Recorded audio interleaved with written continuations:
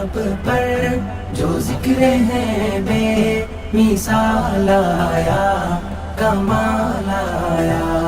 नबी का लब पर जो जिक्र है बेमिसाल आया, कमाल आया।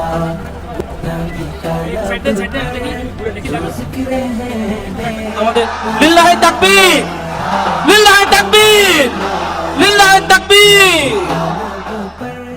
সম্মানিত উপস্থিতি, আমরা দেখতে পাচ্ছি আমাদের মাঝে এসে উপস্থিত হয়েছেন আমাদের আজকের অনুষ্ঠানের সম্মানিত প্রধান অতিথি, আন্তর্জাতিক Islamic scholar, writer and researcher, সম্মানিত প্রধান অতিথি ডক্টর মিজানুর রহমান আজহারী। আমরা আরেকবার তাকবীরের মাধ্যমে সম্মানিত প্রধান অতিথিকে সম্মানিত করতে চাই। লিল্লাহি তাকবীর। ধন্যবাদ। মেডিকেল দাওয়া সোসাইটি অব বাংলাদেশের আয়োজনে আজকের বাংলাদেশ চীন মৈত্রী সম্মেলন কেন্দ্রে অনুষ্ঠিত দাওয়া সেমিনার 2025-এ আপনারা যারা উপস্থিত হয়েছেন, আমি সবাইকে জানাচ্ছি আন্তরিক শুভেচ্ছা, মোবারকবাদ এবং অভিনন্দন। আমরা শুরুতে আল্লাহ রাব্বুল ইজ্জা ওয়াল জালালের দরবারে শুকরিয়া জ্ঞাপন করছি, যিনি আমাদেরকে এরকম চমৎকার একটি প্রোগ্রামে একত্রিত হওয়ার সুযোগ করে দিয়েছেন। আমরা পড়ছি কালিমাতুশ শুকর, আলহামদুলিল্লাহ। অন্তরের অন্তঃস্থল থেকে মেডিকেল দাওয়া সোসাইটি অব বাংলাদেশকে অভিনন্দন এবং শুভেচ্ছা জানাই, যারা প্রায় বিগত 2 মাস যাবৎ অনেক প্ল্যানিং, প্রোগ্রাম, অনেক ডেডিকেশন, এফোর্ট শেষে আজকের এই চমৎকার কনফারেন্স হলে এরকম চমৎকার একটি দাওয়া সেমিনারের আয়োজন করেছেন। ডক্টরস ফোরামের সাথে আমার মনে হয় এর আগে আমি এত বড় কোনো প্রোগ্রামে জয়েন করিনি। ছোট ছোট কিছু প্রাইভেট ক্লোজ মিট আপে বসার, কথা বলার সুযোগ হয়েছে।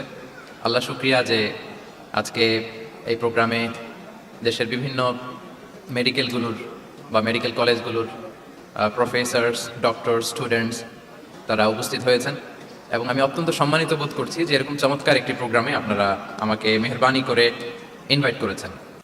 আপনারা একটা টপিক শুনেছেন, যে টপিকটা আজকে আমি কভার করবো সেটা হচ্ছে মেথোডোলজি অফ প্রফেটিক দাওয়া and its relevance to contemporary global society. রাসূল সাল্লাল্লাহু আলাইহি ওয়াসাল্লাম কিভাবে দাওয়া কার্যক্রম পরিচালনা করতেন, ওনার মেথোডোলজি কেমন ছিল এবং বর্তমান সময়ের সাথে এর প্রাসঙ্গিকতা কেমন, এই টপিকটা নিয়ে আমি কথা বলবো। তার আগে আমি শুরুতে দাওয়া ইস্যু যখনই আমার সামনে আসে তখন যেই কথাটা আমি বলি বা শেয়ার করি সেটা হচ্ছে মানহাজুল ওয়াসাতিয়্যা, মানে the balanced approach of Islam, ইসলামের যে ভারসাম্যপূর্ণ নেচার, এটা নিয়ে আমি কথা বলি। এবং আমার আলোচনার শুরুতে আমি সূরাতুল বাকারার 143 নম্বর আয়াত তেলাওয়াত করেছি, যেখানে আল্লাহ তাআলা বলছেন ওয়াকাযালিকা জাআলনাকুম উম্মাতান ওয়াসাতা লিতাকুনু শুহাদা আলান নাস। অনুরূপভাবে আমি তোমাদেরকে মধ্যমপন্থী জাতি বানিয়েছি বা মধ্যমপন্থী জাতি হিসেবে আবির্ভূত করেছি। উম্মাতান ওয়াসাতা মানে উম্মাতান আদলান ওয়া খিয়ারা, শ্রেষ্ঠ জাতি, ন্যায়পরায়ণ জাতি, এবং যারা শ্রেষ্ঠ, যারা ন্যায়পরায়ণ তারাই মূলত মধ্যমপন্থী জাতি। আল্লাহ তাআলা আমাদেরকে মধ্যমপন্থী জাতি বলেছেন। এই যে মধ্যম পন্থা আল ওয়াসাতিয়া, এটা ইসলামের অনেকগুলো অনন্য বৈশিষ্ট্যের মধ্যে থেকে একটি বৈশিষ্ট্য। বাট মাঝে মাঝে আমরা এই পন্থাটার কথা ভুলে যাই। ভুলে কি করি, অনেক সময় অনেক প্রান্তিক লেভেল থেকে কাজ করে ফেলি, চিন্তা করে ফেলি, অনেক সময় খুব বাড়াবাড়ি করে ফেলি, অনেক সময় ছাড়াছাড়ি করে ফেলি। বরং আমাদের থাকতে হবে মাঝামাঝি। তাহলে the first and foremost reminder today in this conference hall, যে আমরা বাড়াবাড়িও করব না, ছাড়াছাড়িও করব না, আমরা মাঝামাঝি থাকবো। কোথায় থাকবো? জি, মাঝামাঝি। আল ওয়াসাতিয়া, যেটা শ্রেষ্ঠ এবং যেই মেথোডোলজির কথা কোরআন আমাদেরকে জানিয়েছে। আমি যদি এটাকে ইংরেজি করি ওয়াসাতিয়া, তাহলে ইংরেজি দাঁড়াবে এরকম যে the balanced nature of Islam, ইসলামের যে ভারসাম্যপূর্ণ যে নেচার, এটার নাম হচ্ছে মূলত আল ওয়াসাতিয়া। আপনি যদি খেয়াল করে দেখেন যে কিভাবে আমরা অন্যান্য জাতিগোষ্ঠীর তুলনায় মধ্যমপন্থী জাতি, তাহলে দেখবেন যে আমরা যদি সাইয়েদনা ঈসা আলাইহিস সালামের ব্যাপারে কথা বলি, জেসাস ক্রাইস্টের ব্যাপারে, তাহলে দেখেন ওনার ব্যাপারে ইহুদি নাসারারা কেউ বাড়াবাড়ি করেছে, কেউ ছাড়াছাড়ি করেছে, আমরা একেবারে মিডল ওয়েতে আছি। যেমন ঈসা আলাইহিস সালামের ব্যাপারে খ্রিস্টানরা কি বলে জানেন? তারা বলে ঈসা আলাইহিস সালাম হচ্ছে আল্লাহর সন্তান। নাউযুবিল্লাহি মিন যালিক। Jesus Christ is the son of God, গডের সন্তান। তাহলে দেখেন কতটা বাড়াবাড়ি করলো, ঈসা আলাইহিস সালামকে উঠাতে উঠাতে খোদার আসনে নিয়ে বসালো। বাড়াবাড়ি হয়ে গেল না এটা? আচ্ছা, তাহলে একদল খুব বাড়াবাড়ি করলো। এবার যদি ইহুদিদের কথা চিন্তা করি, ইহুদিরা কি বলে? ইহুদিরা একেবারে উল্টো। তারা বলে ঈসা আলাইহিস সালাম হচ্ছে ইবনু জিনা, মানে জারদ সন্তান। নাউযুবিল্লাহ। দেখেন তাদের প্রত্যেকের আকীদা শোনা মাত্রই আপনাদেরকে বলা লাগতেছে না যে নাউযুবিল্লাহ বলেন, আপনারা স্বতঃস্ফূর্ত ভাবেই বলতেছেন নাউযুবিল্লাহ। তার মানে একদল বাড়াবাড়ি করলো, একদল ছাড়াছাড়ি। একদল বলল তিনি আল্লাহর সন্তান বলে একেবারে আল্লাহর উপরে উঠাই ফেলছে। আরেক দল নামাতে নামাতে একেবারে পদদলিত করলো, বলল তিনি হচ্ছেন বাস্টার্ড, মানে ইবনু জিনা, জারদ সন্তান। নাউযুবিল্লাহ মিন যালিক। একদল নিয়ে গেল একেবারে উপরে, আরেক দল একেবারে নিচে। কিন্তু আমরা কি বলি দেখেন, আমরা বলি ঈসা আলাইহিস সালাম উনি হচ্ছেন আব্দুল্লাহি ওয়া রাসূলুহু, তিনি হচ্ছেন আল্লাহ তাআলার দাস বা বান্দা এবং আল্লাহ সম্মানিত রাসূল। দেখুন কতটা ব্যালেন্স এই আকীদা। আমরা আব্দুল্লাহ বলার মধ্য দিয়ে বেসিক্যালি নাসারাদেরকে রিফিউট করি, তাদের প্রতিবাদ করি আমরা যে তোমরা যে বলেছো আল্লাহ সন্তান না, ওইদিকে উঠানো যাবে না, নিচে নামায় নিয়ে আসো, উনি আব্দুল্লাহ আল্লাহর দাস। আর রসুলহু সম্মানিত রসুল বলে আমরা বেসিক্যালি ইহুদিদেরকে রিফিউট করি, তাদের প্রতিবাদ করি। আমরা বলি যে না, তোমরা যে বলেছো উনি জারদ সন্তান না, ওনার সম্মানকে পদদলিত করা যাবে না, উপরে উঠাইতে হবে, উঠায় রসুল ও সম্মানিত রসুল। তাহলে নাসারাদের আকীদা থেকে আমরা নিচে নেমে আসলাম, ইহুদিদের আকীদা থেকে আমরা উপরের দিকে গেলাম। ফলে এটা কি হলো? ব্যালেন্স হলো, ভারসাম্যপূর্ণ হলো, মধ্যম পন্থা হলো। তো আশা করি মধ্যম পন্থার উদাহরণটা বুঝতে পেরেছেন। আরেকটা ছোট্ট উদাহরণ দেই। আমাদের বোনদের যখন পিরিয়ড চলে তখন নাসারারা কি করে দেখেন, খ্রিস্টানরা তারা সবকিছু করে, কোনো বাজ বিচার রাখে না, তখন এমনকি ফিজিক্যাল ইন্টিমেসিতেও যায়। যখন আমাদের বোনদের পিরিয়ড চলে তখন তারা ফিজিক্যাল ইন্টিমেসিতেও যায়, কোনো বাজ বিচার নাই। এটা হচ্ছে নাসারাদের অবস্থান। আর ইহুদিদের কি অবস্থান? এরা এই 5 দিন 7 দিন আমাদের বোনদের যখন পিরিয়ড চলে তখন তারা তাদের স্ত্রীদেরকে ধরবে না, ছোবে না, স্পর্শ করবে না, একসাথে বসবেও না। তাদের ঘরে আলাদা একটা স্পেশাল রুম রাখে, ওই রুমের ভিতরে, ওই ঘরের ভিতরে তাদের 5 দিন 7 দিন ওখানে কাটাইতে হয়। তোমরা আবার সুস্থ হলে তারপরে আসবে। দেখেন, একদল খুব বাড়াবাড়ি করলো, আরেক দল ছাড়াছাড়ি করলো। কিন্তু আমাদের ইসলামে আমরা ব্যালেন্স, যে বোনদের যখন পিরিয়ড চলে হাজবেন্ড ওয়াইফ তখন স্বাভাবিক মেলামেশা, কথাবার্তা, ঘরের টুকিটাকি কাজ সবই করতে পারবে, ইল্লাল জিমা, যেটা আমরা ফিজিক্যাল ইন্টিমেসি বলি, ওইটা ছাড়া আমরা সবই করতে পারবো। তাহলে দেখেন, এই দুইটা উদাহরণ আমি সামনে আনলাম এজন্য যে এই যে মানহাজুল ওয়াসাতিয়াতি ওয়াল ইতিদাল, মধ্যম পন্থার কথা আমরা যেটা বলি, যেটাকে দিয়ে আল্লাহ তাআলা আমাদেরকে সম্মানিত করেছেন যে ওয়াকাযালিকা জাআলনাকুম উম্মাতান ওয়াসাতা, তোমাদেরকে আমি মধ্যমপন্থী জাতি বানিয়েছি। তোমাদের মধ্যে বাড়াবাড়িও থাকবে না, ছাড়াছাড়িও থাকবে না, বরং আমরা হব মধ্যমপন্থী। আমরা কি হব? কি হব? কিছুদিন আগে বোধহয় দেখলাম যে ছাত্ররা যে দল করতেছে ওইটাও মধ্যমপন্থা নাম দিয়ে দিছে। আবার আজকের এই আলোচনা করে কোন বিপদে পড়ি, পরে বলবে যে তো ছাত্রদেরকে সাপোর্ট করতেছে ভেতরে ভেতরে। না, ওই ছাত্রদের মধ্যমপন্থার কথা বলতেছি না, ইসলাম যে মানহাজুল ওয়াসাতিয়ার কথা বলেছে সেটার কথা বললাম। তো প্রিয় ভাইরা, প্রথম কথা হচ্ছে আপনি যখন দাওয়া বলবেন তখন আমাকে মধ্যম পন্থা বলতেই হবে। আমরা যখন ইসলাম শিখবো, শিখাবো, ইসলাম বুঝবো, বুঝাবো, এই সব ক্ষেত্রে আমাদেরকে মধ্যম পন্থা অবলম্বন করতে হবে। আমাদের খেয়াল রাখতে হবে আমরা যেন এক্সট্রিম লাইনে না যাই, আবার খুব এক্সট্রা লিবারেল যেন না হয়ে যায়, আমরা যেন মধ্যমপন্থী একটা অবস্থানে থাকি। এবং দাওয়া দেওয়ার ক্ষেত্রে এটাই বলা হয়েছে, আল্লাহ তাআলা বলছেন উদউ ইলা সাবিলি রাব্বিকা বিল হিকমাতি ওয়াল মাউইদাতিল হাসানাতি ওয়াজাদিলহুম বিল্লাতি হিয়া আহসান। নবী, আপনি লোকদেরকে আল্লাহর পথে ডাকুন বিল হিকমা, প্রজ্ঞার সাথে, সুন্দর সুন্দর উপদেশ সহকারে, এবং কখনো তর্ক বিতর্কে জড়ানো লাগলে সেটা উত্তম ভাবে আপনাকে জড়াতে হবে। তার মানে এই যে ইসলাম বোঝার ক্ষেত্রে, প্রচারের ক্ষেত্রে মধ্যম পন্থার নীতি, যেটা প্রজ্ঞা বা সুন্দর উপদেশমালা দিয়ে দাওয়াত দেওয়া, এটাও মূলত মধ্যম পন্থারই বহিঃপ্রকাশ। আমরা যখন কোনো দাওয়া কাজ করব অলওয়েজ মাথায় রাখতে হবে যে আমি বাড়াবাড়ি যেন না করি, আমি আবার ছাড়াছাড়িও যেন না করি, আমি যেন মাঝামাঝি থাকি। তো এই যে দাওয়া আমরা দিচ্ছি, দাওয়াটা কি? বেসিক্যালি এটা হচ্ছে একটা কমিউনিকেশন, রাইট? এই যে আমি কথা বলতেছি, আপনারা শুনতেছেন, ইমাম সাহেব খুতবা দিচ্ছেন, আমরা সেটা শুনি, স্ট্রিট দাওয়া হয়, বিভিন্ন রকম দাওয়া এখন হচ্ছে, এগুলো basically communication. And this communication should be full of wisdom and beautiful advice. এটাই মূলত আল ওয়াসাতিয়া, মানহাজুল ওয়াসাতিয়া, মধ্যম পন্থা। আমি যে বিশ্ববিদ্যালয় থেকে ব্যাচেলর করেছি, ওই বিশ্ববিদ্যালয়ের একটা স্লোগান আছে, মানহাজুল ওয়াসাতিয়াতি ওয়াল ইতিদাল। ওনারা মধ্যম পন্থার কথা বলে। তো আমি যেহেতু এই বিশ্ববিদ্যালয় আল আজহারের গ্রাজুয়েট, আমি যেখানেই যাই একটু করে আমি এই আল ওয়াসাতিয়ার কথাটা বলি, প্রিয় ভাইরা। তো দাওয়া যেহেতু কমিউনিকেশন, আমরা ওরাল দাওয়া দিয়ে থাকি, কিন্তু বেসিক্যালি ওরাল দাওয়ার চেয়ে যেটা প্র্যাকটিক্যাল দাওয়া, থিওরিটিক্যাল দাওয়ার চেয়ে প্র্যাকটিক্যাল দাওয়াটা এটা বেশি ইফেক্টিভ, বেশি প্রোডাক্টিভ। আমরা যখন তাফসির মাহফিল করি, আমরা খুতবা দেই, আলোচনা করি, এটা থেকে তো মানুষ শিখে। কিন্তু আমি যদি আমার আচরণ দিয়ে কোনো একটা মেসেজ দিতে পারি, ওইটা মানুষের হৃদয়ে বেশি দাগ কাটে, বেশি মনে থাকে, খুব বেশি মনে থাকবে। এটার সুযোগ আপনাদের বেশি। যেমন আমি যদি একটা কোরআনের আয়াতের কথা বলি, এটার খুব একটা মূল্যায়ন নাই, কারণ উনি হুজুর মানুষ, উনি তো কোরআনই বলবে।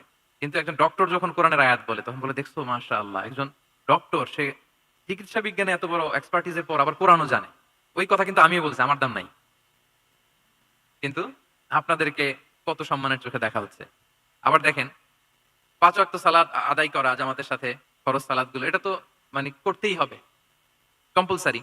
এটা করে তো খুব বেশি ক্রেডিট নেওয়ার কিছু নাই, আমরা সবাই পড়ি। কিন্তু একজন ডাক্তার যখন নামাজ পড়ে, খেয়াল করে দেখবেন, একজন ডক্টর যখন চেম্বারে রোগীদেরকে রেখে বলে যে ওখানে যদি লেখা থাকে যে সালাতের সময় বিরতি থাকবে, বা বলা হয় যে এই ডাক্তার কিন্তু রোগী বসিয়ে রেখে নামাজটা পড়ে এসে আবার রোগী দেখা শুরু করে, এটা সবাই খুব পজিটিভলি নেয়, যে দেখো এত ব্যস্ততার পরেও চাইলে এই সময় রোগী দেখতে পারতো, কিন্তু উনি নামাজ পড়ে। দেখেন, একই কোরআনের কথা আমিও বললাম, আপনিও বললেন, আপনার মর্যাদা কত বেশি। আমিও জামাতে নামাজ পড়ি, ইমামতি করাই, আর আপনি যে একটু তাড়াতাড়ি করে নামাজটা পড়ে চলে আসেন, এটাতে আপনার এপ্রিসিয়েশন কত বেশি। তো এভাবে আপনাদের কিন্তু দাওয়া কাজ করার সুযোগ অনেক বেশি, কারণ এটা অনেক মানে নোবেল একটা প্রফেশন, মহৎ পেশা।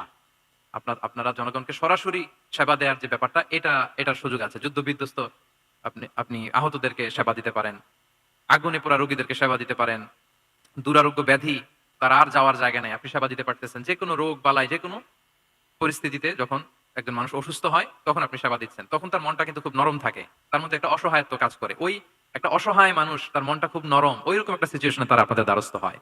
ফলে আপনাদের কিন্তু দাওয়া কাজ করার সুযোগ অনেক বেশি, এবং সেক্ষেত্রে ওরাল দাওয়ার চেয়ে আপনার যে প্র্যাকটিক্যাল দাওয়া, এটার ইফেক্ট অনেক বেশি। নিজের আচরণ দিয়ে যে মেসেজটা দেওয়া যায়, এটা সবচেয়ে ইফেক্টিভ। আপনার লেনদেন, আপনার ডিলিংস কেমন, আপনি মানুষ হিসেবে কেমন, এটা সবচেয়ে পাওয়ারফুল দাওয়া। উমরে ফারুক রাদিয়াল্লাহু তাআলা আনহু, উনি ওনার ছাত্রদেরকে প্রায়ই বলতেন, উমরে ফারুক রাদিয়াল্লাহু তাআলা, উনি বলতেন যে কুনু দুআতান ইলাল্লাহি ওয়া আনতুম সামিতুন, যে তোমরা আল্লাহর রাস্তায় দাওয়াতি কাজে বের হয়ে যাও এমন অবস্থায় যে তোমরা চুপচাপ। তো ছাত্ররা বলতো, দাওয়াতি কাজও করতে বলতেছেন, আবার চুপচাপও থাকতে বলতেছেন, এটা আবার কিভাবে কিভাবে দাওয়াত দিব? তো উমর ফারুক রাদিয়াল্লাহু তাআলা আনহু বলতেন, বি আখলাকিকুম, তোমাদের আখলাক দিয়ে দাওয়াত দাও। আখলাক দিয়ে দাওয়াত দেওয়া যায় না? বলেন তো, আখলাক দিয়ে দাওয়াত দেওয়া যায় কি যায় না? যায়। এই আখলাক দিয়ে যে দাওয়াত, এটা অনেক পাওয়ারফুল। 10টা তাফসীর মাহফিল করে আমি এটা করতে পারবো না। আপনি আপনার আখলাক দিয়ে, আপনার ব্যক্তিত্ব দিয়ে, আপনার লেনদেন, হ্যাঁ, এগুলো দিয়ে আপনি যে দাওয়াটা দিতে পারবেন, অন্য অনেক কিছু দিয়ে সেটা হবে না। এজন্য ওমর ফারুক বলতেন, কুনু দুআতান ইলাল্লাহি ওয়া আনতুম সামিতুন, আল্লাহর রাস্তায় দায়ী হয়ে বের হও কিন্তু চুপচাপ। কিভাবে? বলে বি আখলাকিকুম, তোমাদের আখলাক দিয়ে। এটা বেশি পাওয়ারফুল। এবং রাসূল সাল্লাল্লাহু আলাইহি ওয়াসাল্লামের ব্যাপারে যখন জিজ্ঞেস করা হতো আম্মা জান আয়েশা রাদিয়াল্লাহু তাআলা আনহাকে, যে রাসূল সাল্লাল্লাহু আলাইহি ওয়াসাল্লামের আচরণ কেমন ছিল, তখন আম্মা জান আয়েশা বলতেন যে কানা খুলুকুহু আল কোরআন, কোরআনই ছিল রাসূল সাল্লাল্লাহু আলাইহি ওয়াসাল্লামের চরিত্র। পুরো কোরআনে 30 পারায় থিওরিটিক্যালি যা বলা আছে রাসূল সাল্লাল্লাহু আলাইহি ওয়াসাল্লামের জীবনীতে, প্র্যাকটিক্যালি সেটা দেখানো আছে। Mobile should be in pocket. ভাইজান খুব দায়িত্বশীলতার সাথে একেবারে সামনে থেকে রেকর্ডিং করতেছেন, মাশাআল্লাহ। ওই যে শুরুতে বলছি যে সবাইকে দায়িত্বশীল হইতে হবে। আম্মা জান আয়েশা বলতেন, কানা খুলুকুহু আল কোরআন, রাসূল সাল্লাল্লাহু আলাইহি ওয়াসাল্লামের চরিত্র ছিল কোরআন। ইনদামা রাসূলুল্লাহ সাল্লাল্লাহু আলাইহি ওয়াসাল্লাম ইয়ামশি আলাল আরদ কাআন্নাল কোরআনা ইয়ামশি আলাই, রাসূল সাল্লাল্লাহু আলাইহি ওয়াসাল্লাম যখন মদিনার রাস্তা দিয়ে হেঁটে যেতেন, as if a living Quran is walking on the street, মনে হতো একটা জীবন্ত কোরআন রাস্তা দিয়ে হেঁটে হেঁটে যাচ্ছে। তো তাহলে we should try to be a living দাঈ, জীবন্ত দাঈ, প্র্যাকটিক্যাল দাঈ। এটা যদি আমরা হইতে পারি তাহলে অনেক বেশি ইম্প্যাক্ট করা যাবে সোসাইটিতে, অনেক ইনফ্লুয়েন্স করা যাবে। যেটা বললাম যে আমাদের সততা, আচরণ, ব্যক্তিত্ব, পার্সোনালিটি, এগুলো দিয়ে আমরা যে দাওয়াটা দিতে পারি, ওরাল দাওয়া, বক্তব্য দিয়ে, এটা অনেক সময় সম্ভব হয় না। এবং ডাক্তারদের জন্য এটা অনেক বড় একটা সুযোগ। তাহলে ইন্ট্রোডাক্টরি ডিসকাশনে আমি দুটা বিষয়ে কথা বললাম। এক হচ্ছে আমাদেরকে মধ্যমপন্থী হইতে হবে, মানহাজুল ওয়াসাতি ওয়াল ইআতিদাল, 1 নাম্বার। 2 নাম্বার হচ্ছে লিভিং দাঈ হওয়ার চেষ্টা করতে হবে, এটা বেশি প্রোডাক্টিভ এন্ড ইফেক্টিভ। এই দুইটা পয়েন্ট আমরা বুঝতে পেরেছি তো না? বুঝতে পেরেছেন সবাই? মাশাআল্লাহ। এবার চলুন যে রাসূল সাল্লাল্লাহু আলাইহি ওয়াসাল্লামের যে প্রফেটিক দাওয়া মেথোডোলজি, কিভাবে উনি দাওয়া কাজের আঞ্জাম দিতেন, সেখান থেকে আমাদের নেয়ার আধুনিক সময়ের এর প্রাসঙ্গিকতা কি আছে, আমি 10টা পয়েন্টে আজকের এই সেমিনারে কিছু কথা উপস্থাপনের চেষ্টা করব। ওমা তাওফীকি ইল্লা বিল্লাহ। 1 নাম্বার কথা হচ্ছে, আমরা যে দাওয়া দিব, এই দাওয়া language should be very soft and mild and very touchy. দাওয়া ল্যাঙ্গুয়েজ হইতে হবে ভেরি সফট, অলওয়েজ সফট, সব সময়। ইফ ইউ টক অ্যাবাউট দাওয়া, this language should be very soft and mild and touchy. দাওয়ার কথা বললে, হয়তো আপনি পলিটিক্স করেন, ওইটা আলাদা কথা, আপনি জেহাদের ময়দানে, ওইটা আলাদা কথা। আমি জেহাদ পলিটিক্স নিয়ে কথা বলতেছি না, আই এম টকিং অ্যাবাউট দাওয়া। যদি আপনি দাওয়া সেমিনারের কথা বলেন, যদি মেডিকেল দাওয়া সোসাইটি নাম দেন, দাওয়া বললে আমাকে বলতে হবে দাওয়ার language should be very soft and mild. আমরা এটা অনেক সময় ভুল করে ফেলি, এটা করা যাবে না। কারণ আপনি হৃদয় থেকে যদি কোনো কথা বলেন, এটা শ্রোতা হৃদয়ে যে টাচ করে। আল্লাহর হাবিব সাল্লাল্লাহু আলাইহি ওয়াসাল্লামের কথাগুলো নিয়ে এত আলোচনা, বিশ্লেষণ, কথাগুলো এত অ্যাপিলিং কেন, এত আবেদনময় কেন? এর কারণ হচ্ছে রাসূল সাল্লাল্লাহু আলাইহি ওয়াসাল্লাম যা বলেছেন তিনি হৃদয় থেকে বলেছেন। হৃদয় থেকে কথা বেরোলে এটা শ্রোতার হৃদয়ে যে টাচ করে। একটা ছোট্ট আয়াত আমি তেলাওয়াত করি, সূরা তাহা, আল্লাহ তাআলা বলছেন, ফাকুলা লাহু কাওলান লাইয়িনা লাআল্লাহু ইয়াতাযাক্কারু আও ইয়াখশা। আল্লাহ তাআলা মূসা আলাইহিস সালাম এবং হারুন আলাইহিস সালাম, ওনাদের দুইজনকে বলছেন যে তোমরা দুই ভাই মিলে যাও ফেরাউনের কাছে, যে দাওয়াত দাও এবং কোমল ভাষায় দাওয়াত দাও। কি ভাষায়? সবাই বলুন। কোমল ভাষায় দাওয়াত দাও। কাওলান লাইয়িনা, use very soft and mild language, very touchy language. Soft এবং কোমল ভাষায় দাওয়াত দাও কাকে? পৃথিবীর সবচেয়ে বড় সন্ত্রাস, তাই না? হ্যাঁ, দুর্ধর্ষ সন্ত্রাস, খোদাদ্রোহী, তারপর সীমা লঙ্ঘনকারী, আপনি যত নেগেটিভ যা বলবেন সব যাবে ওর সাথে। ফিরআউন, লাআল্লাহু ইয়াতাযাক্কারু আও ইয়াখশা, হয়তো সে উপদেশ গ্রহণ করবে অথবা তার হৃদয়ে ভয়ের উদ্রেক হতে পারে। হয়তো তোমরা soft and mild language use করবা, মুসা এবং হারুন কোমল ভাষায় যে তোমরা দাওয়াত দিবা। আচ্ছা, কার ব্যাপারে আল্লাহ বললেন, কাকে দাওয়াত দিতে বললেন? সবাই বলেন তো নামটা। ফিরআউন। আচ্ছা, ফেরাউনের ক্ষেত্রে আল্লাহ তাআলা বললেন যে soft and mild language use করো, নরম ভাষা। আমাকে উত্তর দেন, আমাদের কারেন্ট সময় আমরা যাদেরকে জালিম বলি, যাদেরকে খারাপ বলি, ফাসিক বলি, পাপাচারী, ধরেন যে আমার মতে বা আপনাদের মতে যে সবচেয়ে খারাপ পাপাচারী মনে করার সুযোগ আমাদের নাই। কে জান্নাতি কে জাহান্নামী এটা ডিসাইড করবে কে? আল্লাহ তাআলা। কিন্তু আমাদের চোখে যে পাপী, যে ভুল করেছে, যে জালিম, ওই জালিমগুলো, খারাপ লোকগুলো কি ফেরাউনের চেয়ে বেশি খারাপ ছিল? ছিল? ওই ফেরাউনের ক্ষেত্রে আল্লাহ বলেছেন ফাকুল আলাহু কাওলান লাইয়িনা, সফট ল্যাঙ্গুয়েজ ইউজ করো মুসা এবং হারুন, কোমল ভাষা ব্যবহার করো, হয়তো তার ভুল ভেঙে যাবে, হয়তো সে উপদেশ গ্রহণ করবে। তো তাহলে দেখেন কত বড় ভুল আমরা করি। আমরা মাঝে মাঝে এমন অ্যাটাকিং মুডে কথা বলি, এমন আগ্রাসী হয়ে কথা বলি, ওর মানার সুযোগ থাকলেও ও মানবে না। কি বলেন? যাও মানার একটু ইচ্ছা ছিল, আমার এই অ্যাটিটিউডের কারণে সে আর এটা শুনবে না। এটাই মানুষের স্বভাব। আপনি আগ্রাসী হয়ে অ্যাটাকিং হয়ে কথা বলে মানুষ এটা শোনে না। তাহলে দাওয়ার প্রফিটিক 1 নাম্বার মেথোডোলজি হচ্ছে দাওয়ার ল্যাঙ্গুয়েজ হইতে হবে very soft and very mild. আল্লাহ তাআলা সূরাতু আলে ইমরানে বলছেন ফাবিমা রাহমাতিন মিনাল্লাহি লিনতা লাহুম ওয়ালাউ কুনতা ফাদদান গলীযাল কলবি লানফাদ্দু মিন হাওলিক। নবী হে, আল্লাহর অনুগ্রহে, আল্লাহর রহমতে আপনি কোমল ভাষী হয়েছেন।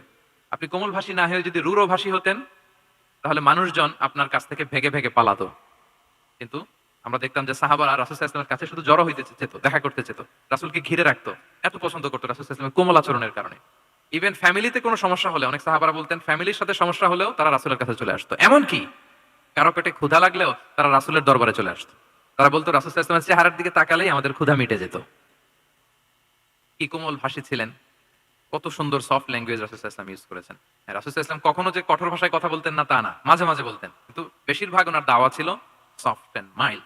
মাঝে মাঝে প্রেক্ষাপটের আলোকে রাসূল সাল্লাল্লাহু আলাইহি ওয়াসাল্লাম অনেক সময় তেজস্বী জ্বালাময়ী ভাষণ দিতেন, মনে হতো কান্নাহু তিনি কি করছেন, ব্যাটালিয়নকে কমান্ড করছেন। এটা মাঝে মাঝে চেহারা লাল হয়ে যেত, গড়গড় করতেন যুদ্ধের আগে। কিন্তু রেগুলার বেসিসে রাসূল সাল্লাল্লাহু আলাইহি ওয়াসাল্লাম খুব কোমল ভাষায় কথা বলতেন। তাহলে 1 নম্বরে যেটা জানলাম, যদি আপনি দাওয়া মেন্টালিটি, দাওয়া মোডে থাকতে চান, আপনার ভাষা হতে হবে শক্ত না নরম? সফট হইতে হবে, কোমল। কারোর প্রতি আগ্রাসী হয়ে যেন আমরা কথা না বলি, অ্যাটাকিং মুডে যেন না বলি, বললেও শুনবে না। এটাই মানুষের নেচার, সফট ল্যাঙ্গুয়েজে বলতে হয়। ফেরাউনকে যদি বলা হয় ওর সাথে ভালোভাবে বলো, তো আমাদের আশেপাশে যারা আছে এরা তো আরো এদেরকে সম্মান দিয়ে নরম করে বলা উচিত। কি বলেন? জি, 1 নম্বর গেল।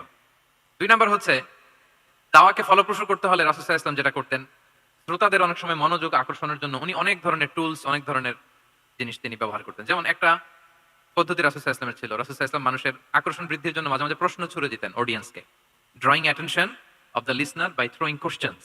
কোশ্চেন থ্রো করার মাধ্যমে অ্যাটেনশন থ্রো করতেন। হাদিস এরকম অনেক উদাহরণ পাওয়া যায়।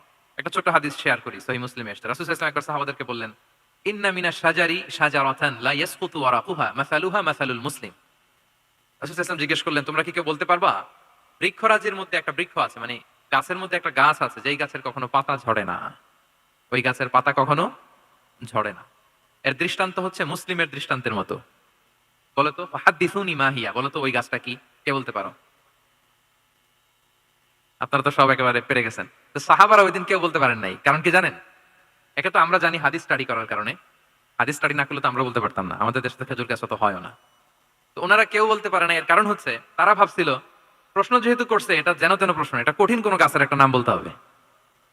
তো বাড়ির পাশে যে খেজুর গাছ, মদিনার অলিতে গলিতে যে খেজুর গাছ ভর্তি, এই দিকে আর ওনাদের অ্যাটেনশন যায় না। ওনারা চলে গেছে মরুভূমিতে, ইয়ামানে, তারপর একেবারে ডেজার্টের মাঝখানে কি কি ক্যাকটাস, গুলমলতা, কি কি গাছ আছে ওগুলো আওড়াচ্ছে মনে মনে। ভাবতেছে যে খেজুর গাছের কথা তো রাসূল সাল্লাল্লাহু আলাইহি ওয়াসাল্লাম আমাদের জিজ্ঞেস করার কথা না, এ তো আমাদের গাছ, বাড়ির পাশের গাছ। কেউই আর বলতে পারে নাই। এরপর রাসূল সাল্লাল্লাহু আলাইহি ওয়াসাল্লাম যখন দেখলেন সবাই অপারগ, রাসূল সাল্লাল্লাহু আলাইহি ওয়াসাল্লাম বললেন, ইন্নাহা আন-নাখলা, এটা হচ্ছে খেজুর গাছ, ডেট প্লান্ট। তো আব্দুল্লাহ ইবনে উমর রাদিয়াল্লাহু তাআলা আনহু বাড়িতে যাওয়ার পরে ওমরে ফারুককে তার বাবাকে বললেন যে, বাবা, আজকে যে রাসূল সাল্লাল্লাহু আলাইহি ওয়াসাল্লাম প্রশ্ন ছুড়ে দিলেন আপনারা যে কেউ পারলেন না, উত্তরটা কিন্তু আমি পারতাম। তো ওমরে ফারুক বললেন, বলো কি তুমি পারতা? তো বললা না কেন? তুমি আজকে উত্তর দিতে পারলে তো রাসূলের সামনে আমার বুকটা এত বড় হয়ে যেত, মানে লাল উট পেলে আরবরা যেই খুশি, আমি এর চেয়ে বেশি খুশি হতাম। তখন উনি বললেন যে আপনি পারতেছেন না, অন্যান্য বয়স্ক সাহাবারা পারতেছে না, মুরব্বীরা কেউ যেহেতু বলে নাই, আমি বিনয়ের খাতিরে উত্তরটা দেই নাই, কিন্তু আমি জানতাম যে এটা খেজুর গাছ। তাহলে দেখেন রাসূল সাল্লাল্লাহু আলাইহি ওয়াসাল্লাম অ্যাটেনশনটাকে ড্র করার জন্য প্রশ্ন ছুড়ে দিতেন। তো এই প্রশ্ন ছুড়ে দিয়ে কিন্তু আমরা মানুষের দৃষ্টি আকর্ষণ করতে হবে। আপনারা তো প্রশ্ন ছড়াই তো আপনাদের কাজ, যে কি অবস্থা, শরীরটা কেমন, পেট ঠিক আছে কিনা, ঘুম হয় কিনা, কমন প্রশ্ন না আপনাদের? আপনাদের কাছে গেলেই তো প্রথমে জিজ্ঞেস করে যে হজম হয় কিনা, তারপর ঘুম আসে কিনা, এই হয় কিনা, অনেক প্রশ্ন আপনারা করেন। তো এইভাবে আপনি যদি আস্তে আস্তে প্রশ্নের ছলে যদি তাকে আপনি দাওয়া দিতে চান, আপনি কিন্তু দিতে পারেন। এটা রাসূল সাল্লাল্লাহু আলাইহি ওয়াসাল্লামের একটা দাওয়া মেথোডোলজি ছিল। 2টা বলে ফেললাম। একটা হচ্ছে দাওয়ার ল্যাঙ্গুয়েজ হতে হবে অনেক শক্ত, নাকি? হ্যাঁ, নরম, সফট এন্ড মাইল্ড। 2 নাম্বার হচ্ছে প্রশ্ন ছুড়ি দিয়ে শ্রোতাকে আকর্ষণ করা, মনোযোগ আকর্ষণ করা। 3 নাম্বার, ভিজুয়াল এক্সপ্লেনেশন। রাসূল সাল্লাল্লাহু আলাইহি ওয়াসাল্লাম এটা করতেন যাতে করে আরো সহজে বোঝানোর জন্য। এটা নিশ্চয়ই আপনারা করেন। রাসূল সাল্লাল্লাহু আলাইহি ওয়াসাল্লামের দাওয়া জিন্দেগিতে দেখা যায় প্রায় সময় কিছু উনি ভিজুয়াল এক্সপ্লেনেশন নিয়ে এসেছেন সাহাবাদের সামনে, যাতে করে সাহাবারা to get a better idea of the issue, আরো ইজিলি বুঝতে পারেন। যেমন একবার রাসূল সাল্লাল্লাহু আলাইহি ওয়াসাল্লাম অনাথ ইয়াতীমদেরকে যারা দেখভাল করে তাদের কি মর্যাদা, এটা বোঝাতে যে রাসূল সাল্লাল্লাহু আলাইহি ওয়াসাল্লাম 2 আঙ্গুল উঁচু করে একবার বললেন যে আনা ওয়া কাফিলুল ইয়াতীমি ফিল জান্নাতি কাহাতাইন। আমার আঙ্গুল দুটো দেখতে পাচ্ছেন আপনারা সবাই? 2টা আঙ্গুল উঁচু করেন তো এভাবে। মানুষ তো মনে করবে ভিক্টরি সাইন দেখাই দিছে আমরা।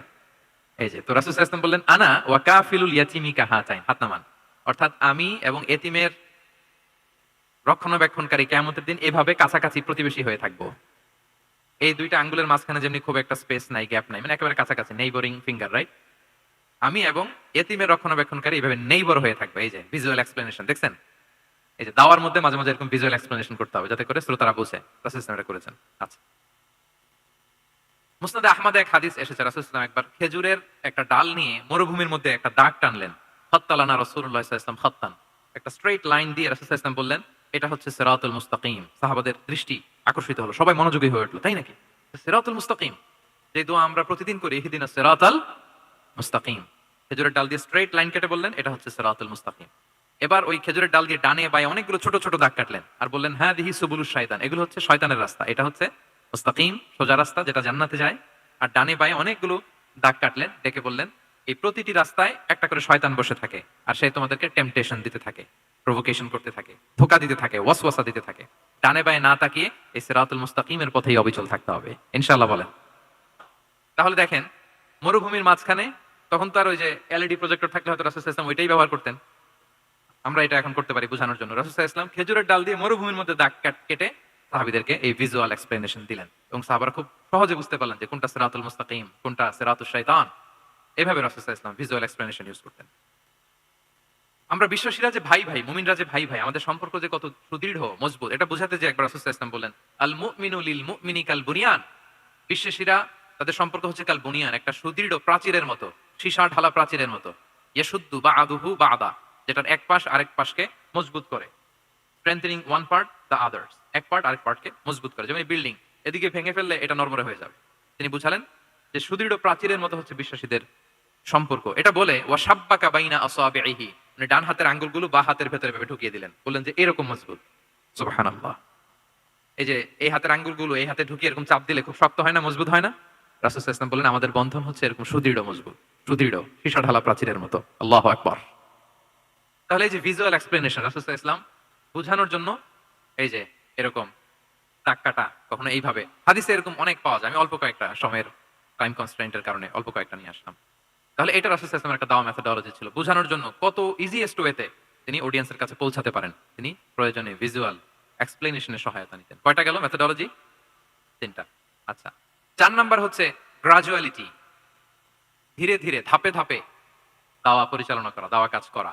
এটাতে অনেক সময় আমরা ভুল করে ফেলি। আমরা অনেক সময় একটু রাশিং মেন্টালিটিতে থাকি, তাড়াহুড়ো। একজন ভাই নতুন দিনে ফিরছে, আগে হয়তো সংশয়বাদী ছিল, নাস্তিক ছিল, প্র্যাকটিস করতো না, এখন সে প্র্যাকটিসের ইচ্ছা করছে। এই সুযোগ পেয়ে আমি তারে বলা শুরু করলাম নামাজ পড়তে হবে, রোজা রাখতে হবে, যাকাত দিতে হবে, তোমার ওয়াইফের পর্দা করাইতে হবে, হালাল হারাম ও কয়েক সারছে, আমার সম্ভব না। ও বলবে ভাই আগে যা ছিলাম ওইটাই ভালো ছিল, এতগুলো তো আমি মানতে পারবো না। এই যে আপনি তাকে দিন থেকে ভাগালেন, আপনার দাওয়া মেথোডোলজি জানা না থাকার কারণে আপনি তাকে ভাগালেন। একসাথে আপনি এত কথা বলবেন না। নতুন যখন কেউ দিনে ফিরে তাকে আপনি একসাথে এত কথা বলবেন না। নতুন যখন কোনো বোন ইসলামে আসতে চায় তাকে আপনি কঠিন করে বলবেন না। উপরে আমাদের বোনরা আছে, তাদেরকে আমি বলবো সহজ করে বলেন। প্রথমে নামাজের কথা বলেন, নামাজ আস্তে আস্তে পড়ুক যতটুকু পারুক। প্রথমে হয়তো 5 ওয়াক্ত পারবে না, 1 ওয়াক্ত 2 ওয়াক্ত দিয়ে শুরু করবে, এরপর আস্তে আস্তে 5 ওয়াক্ত যাবে। এরপর তাকে একটু শালীন পোশাকের কথা বলেন যে তুমি একটু শালীন পোশাক পরো, সেফটি সিকিউরিটির জন্য ভালো। সেটাতে অভ্যস্ত হলে তাকে হেজাবের দাওয়াত দিবেন আপনি, হেজাবে অভ্যস্ত হলে নেকাবে দাওয়াত দিবেন আপনি। এইভাবে গ্রাজুয়ালিটি, ধাপে ধাপে, একসাথেই কঠিন করে দিনকে উপস্থাপন করা যাবে না। দাওয়া ইজ এ গ্রাজুয়াল প্রসেস। হ্যাঁ, গ্রাজুয়ালি যাইতে হবে, beginning with the most important issue first, তারপর যেটা ইম্পর্টেন্ট, তারপর যেটা ইম্পর্টেন্ট, ধাপে ধাপে আপনি তাকে বলবেন। আপনারা নিশ্চয়ই সবাই মদ হারাম হওয়ার যে স্টেপগুলো আছে জানেন না? কয়বারে হারাম হয়েছে? 3 বারে। ওয়াসআলুনাকা আনিল খামরি ওয়াল মাইসির কুল ফীহিমা ইসমুন কাবীরুন ওয়া মানাফিউ লিন-নাস ওয়া ইসমুহুমা আকবারু মিন নাফিহিমা। প্রথমে বললেন মদে কিছু উপকার আছে কিন্তু এটার গুনাহ বেশি, ক্ষতি বেশি, কিন্তু সামান্য উপকার আছে। তো মানুষ সচেতন হয়ে গেল যে না, এটা কিন্তু গুনাহ আছে, ক্ষতি আছে, সাবধান হইতে হবে। মদ খাওয়া কমাই দিল। আচ্ছা, এরপর বলা হলো ওয়ালা তাকরাবুস সালাতা ওয়া আনতুম সুকারা, মাতাল হয়ে মদ খাওয়া অবস্থায় নামাজে যেও না। কারণ কোন এক সাহাবী নামাজে এমন ভাবে তেলাওয়াত করলেন, অর্থ চেঞ্জ হয়ে গেল। ফলে দিনে 5 বার মদ খাওয়া যাবে না, এই আয়াত দিয়ে তো তাই বোঝা যায়, তাই না? 5 বারের জন্য যখন সাবধান হয়ে গেল, আরো তারা অভ্যস্ত হয়ে গেল। এরপরে নাজিল হলো ইন্নামাল খামরু ওয়াল মাইসিরু ওয়াল আনসাবু ওয়াল আজলামু রিজসুম মিন আমালিশ শাইতানি ফাজতানিবু। মদ, জুয়া, ভাগ্যলিপি এগুলো শয়তানের কাজ, এগুলো থেকে বেঁচে থাকো। সবাই মদিনার ঘরের ভেতরে মদের বোতল যেগুলো ছিল ভেঙে সব রাস্তায় মদ দিয়ে মদিনার অলিগলি সয়লাভ। সুবহানাল্লাহ, কারো কষ্ট হয়নি, কারণ ধাপে ধাপে মদকে হারাম করা হয়েছে। কেউ যদি চেইন স্মোকার থাকে, আপনি যদি বলেন যে স্মোকিং হারাম, কালকে থেকে একটাও খেতে পারবে না, ও পারবে? ও তো মারা যাবে। ও সব বাদ দিতে পারবে, স্মোকিং বাদ দিতে পারবে না। তো কি করবেন? তাকে আপনি অল্প অল্প করে, যে একটু একটু করে ছাড়ো। এই যে রমজান আসতেছে, সারাদিন তো করতেই পারবে না, রাতে দুই তিনটা করে খাইও, বেশি খাইও না। না মানে ছাড়ানোর জন্য বলতেছে আর কি, যে 10টা খায় তারা যদি আপনি 2টা খাইতে বলেন, এটা তো আপনি দাওয়াই দিলেন নাকি, কমাইতে বললেন। তো সিগারেটের প্রতি তার উৎসাহিত করতেছি না আমরা। চেইন স্মোকার ও 10টা ছাড়া হয় না প্রতিদিন। এই রমজানে আপনি তারা বললেন যে সারাদিন তো তুমি না খেয়ে থাকবা, রাতে 1টা 2টা বা 3টা গেল। প্রথম দশকে 3টা, এরপরের দশকে 2টা, তারপরের দশকে 1টা। যে 1টা খায় তারপরের দিন তো সে চাইলে ছেড়েও দিতে পারে, কি বলেন? এইভাবে গ্রাজুয়ালি তাকে ছাড়ানোর জন্য অভ্যস্ত করতে হবে। তাহলে এই গ্রাজুয়ালিটিটা দরকার। আমি হাদিস থেকে, সিরাত থেকে একটা উদাহরণ দেই, শুনুন। রাসূল সাল্লাল্লাহু আলাইহি ওয়াসাল্লাম মুআয ইবনে জাবাল রাদিয়াল্লাহু তাআলা আনহুকে ইয়ামানের গভর্নর করে পাঠালেন। তো তখন তাকে বললেন যে মুআয, ইন্নাকা তাআতি কওমান মিন আহলিল কিতাব, তোমাকে এমন একটা এলাকার গভর্নর করে পাঠাচ্ছি, তারা কিন্তু আহলে কিতাব, মানে people of the books, Jews and Christian community, তারা ইহুদি খ্রিস্টান। তো তাদেরকে যখন দাওয়াত দিবা, ধাপে ধাপে দিবা। কিভাবে দিবা? তিনি বললেন ফাদউহুম ইলা শাহাদাতি আন লা ইলাহা ইল্লাল্লাহ ওয়া আন্না মুহাম্মাদুর রাসূলুল্লাহ। প্রথমে দাওয়াত দিবা তাওহীদ আর রিসালাতের। আওয়াজ করে বলেন, প্রথমে কিসের? তাওহীদ এবং রিসালাতের। আচ্ছা, ফা ইনহুম আতাউ লিযালিক, তারা যখন এটা মেনে নেয়। আরবিটা খেয়াল করেছেন অর্থটা? ফা ইনহুম আতাউ লিযালিক, তাওহীদ রিসালাত যদি মেনে নেয়, তাহলে তাদেরকে 5 ওয়াক্ত নামাজের দাওয়াত দিও। আচ্ছা, 5 ওয়াক্ত নামাজে যখন তারা অভ্যস্ত হয়ে যায়, ফা ইনহুম আতাউ লিযালিক, যখন তারা এটাও মেনে নেয়, তখন তাদেরকে যাকাতের আদেশ করো। সুবহানাল্লাহ, সুবহানাল্লাহ। দেখেন, ধাপে ধাপে, একবারে সবগুলো বিধান একবারে তাদের সাথে শেয়ার করতে বলেননি। প্রথমে তাওহীদের, রিসালাতের, মেনে নিলে সালাতের, মেনে নিলে যাকাতের, ধাপে ধাপে। তাহলে একবারে কেউ নতুন যখন দিনে ফিরেছে, একবারে সবকিছু তার ঘাড়ে চাপিয়ে দিবেন আপনি? কি করবেন? গ্রাজুয়ালি, ধাপে ধাপে আমরা এই দাওয়াটা তাদেরকে দেওয়ার চেষ্টা করবো। এটা খুব ইফেক্টিভ হবে, ফলপ্রসূ হবে। কয়টা বললাম আমরা? 4টা। আপনাদের মনোযোগ আছে তো? বোরিং হচ্ছেন না তো? একটু বোরিং বোরিং লাগতেছে আপনাদের? হওয়ার কথা, যেহেতু সেই সকাল থেকে আমি শুনলাম 11টা থেকে প্রোগ্রাম। তো যারা দূর থেকে আসছেন, নিশ্চয়ই ফজরের পরে রওনা দিয়ে। ঢাকার বাইরে থেকে আসছেন কারা কারা, দেখি তো একটু। ইয়া সালাম, আপনারা নিশ্চয়ই ফজর পরে রওনা হয়েছেন গতকাল। মাশাআল্লাহ, মাশাআল্লাহ, আল্লাহ তাআলা কবুল করুন। আসুন আমরা তাকবীর পড়ি, তাহলে আরেকটু এনার্জেটিক হব আমরা। লিল্লাহি তাকবীর, লিল্লাহি তাকবীর, লিল্লাহি তাকবীর। একটু এনার্জেটিক লাগতেছে না এখন? মাশাআল্লাহ। না, ঠিক আছে, ঠিক আছে, এই তো ঠিক আছে। আচ্ছা, 4টা কভার করে ফেলেছি। 5 নাম্বার হচ্ছে দাওয়ার মধ্যে ইমোশনাল ইন্টেলিজেন্স ইউজ করতে হবে, তাহলে এটা মোর ইফেক্টিভ হবে। মানে আপনি মানুষের আবেগ অনুভূতি নাড়িয়ে দিয়ে যদি দাওয়া দিতে পারেন, এটা তার শুদ্ধাচারের জন্য অনেক কাজে দেবে। ইমোশনাল ইন্টেলিজেন্স মানে তার আবেগ, ইমোশনকে আপনি ট্রিগার আপ করবেন, ওইটাতে আপনি কাজ করবেন, তাহলে দেখবেন যে সে একেবারে কাবু হয়ে গেছে। এটা রাসূল সাল্লাল্লাহু আলাইহি ওয়াসাল্লামের সিরাতে আমরা অনেক সময় দেখেছি যে ইমোশনাল ইন্টেলিজেন্সকে কাজে লাগিয়ে রাসূল সাল্লাল্লাহু আলাইহি ওয়াসাল্লাম তার আবেগ অনুভূতিতে এমন ভাবে নাড়া দিয়েছেন, তাকে আল্লাহ তাআলা হেদায়েতের রাস্তায় নিয়ে এসেছে। সুবহানাল্লাহ। একটা ছোট্ট উদাহরণ দেই, মুসনাদে আহমদ ইবনে হাম্বলের হাদিস, কিভাবে ইমোশনাল ইন্টেলিজেন্স রাসূল সাল্লাল্লাহু আলাইহি ওয়াসাল্লাম ইউজ করতেন, আবেগ অনুভূতিকে কিভাবে নাড়া দিতেন রাসূল সাল্লাল্লাহু আলাইহি ওয়াসাল্লাম। এক যুবক এসে সাহাবাদের সামনে রাসূল সাল্লাল্লাহু আলাইহি ওয়াসাল্লামকে বললেন, ইয়া রাসূলুল্লাহ ইযান লি বিজিনা, হে আল্লাহর রাসূল, আপনি আমাকে জিনার অনুমতি দেন। নাউযুবিল্লাহ। কিসের? জিনার, মানে ব্যভিচারের অনুমতি দেন। ব্যভিচার বা জিনার অনুমতি দেন। আশেপাশের সাহাবারা তো রেগে মেগে আগুন। ফাআকবাল আল কওমু আলাইহি ফাজারু, সবাই তাকে দৌড়ে ধরতে গেল আর ধমকাতে লাগলো, ছি ছি ছি, মা মা। আমরা যেটা বাংলায় বলি ছি ছি, আরবিতে ওনারা কি বলে? মা মা, ছি ছি। কি বলো তুমি? লজ্জা শরমের মাথা খেয়ে তুমি রাসূলুল্লাহর দরবারে এসে বলতেছো, হে আল্লাহর রাসূল, আপনি জিনার অনুমতি দেন?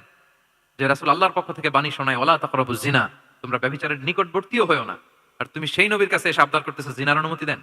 তারা যখন তেরে আসলো এই যুবকের দিকে, রাসূল সাল্লাল্লাহু আলাইহি ওয়াসাল্লাম তাদেরকে থামালেন, বললেন যে তোমরা থামো, যুবককে ডেকে আনো আমার কাছে। যুবককে নিয়ে আসা হলো। রাসূল সাল্লাল্লাহু আলাইহি ওয়াসাল্লাম তাকে পরম আদরে কাছে টেনে নিলেন। এবার তাকে জিজ্ঞেস করলেন, তুমি জিনার অনুমতি চাও না? বলে যে ইয়া রাসূলুল্লাহ, জি, জিনার অনুমতি চাই। তখন রাসূল সাল্লাল্লাহু আলাইহি ওয়াসাল্লাম বললেন, তুমি আমাকে উত্তর দাও তো, তুমি বলো তো যে আতুহিব্বুহু লি উম্মিক, তুমি কি পছন্দ করবে যে কোনো পরপুরুষ তোমার মায়ের সাথে এই জিনাটা করুক? তোমার এটা ভালো লাগবে?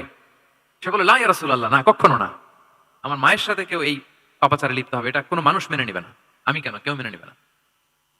তারপর রাসূল সাল্লাল্লাহু আলাইহি ওয়াসাল্লাম তাকে বললেন আতুহিব্বুহু লিবনাতিক, তুমি তোমার কলিজার টুকরা সন্তান, কন্যা সন্তানের সাথে, তোমার কন্যার সাথে কেউ এই পাপ কাজটা করুক, এটা তুমি মেনে নিবে, এটা তুমি পছন্দ করো? সে বলল লা ইয়া রাসূলুল্লাহ, হে আল্লাহর রাসূল, কোশ্চিন কালাও না, কখনো মানবো না, আমার মেয়ের সাথে কেউ এই কাজ করবে আমি কখনো মানবো না।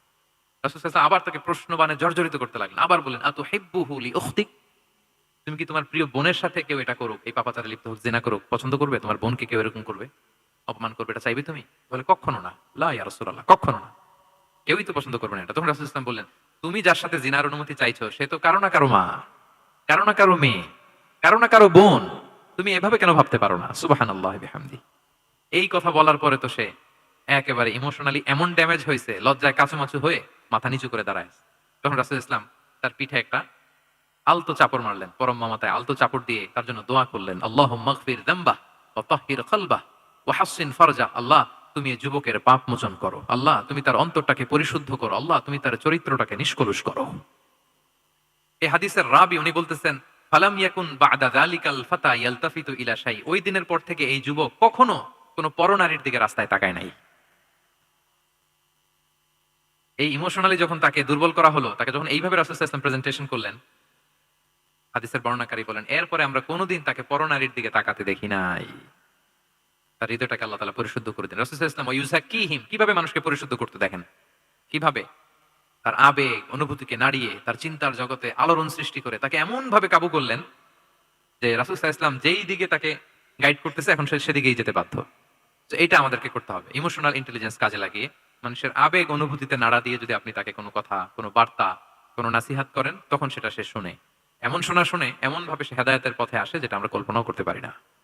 তাহলে এটা যেন আমরা করি, এটা খুবই প্রোডাক্টিভ, এটা খুবই ইফেক্টিভ, এটা খুবই ফ্রুটফুল, কাজে দেয় মানুষকে ইমোশনালি তাকে দেওয়া।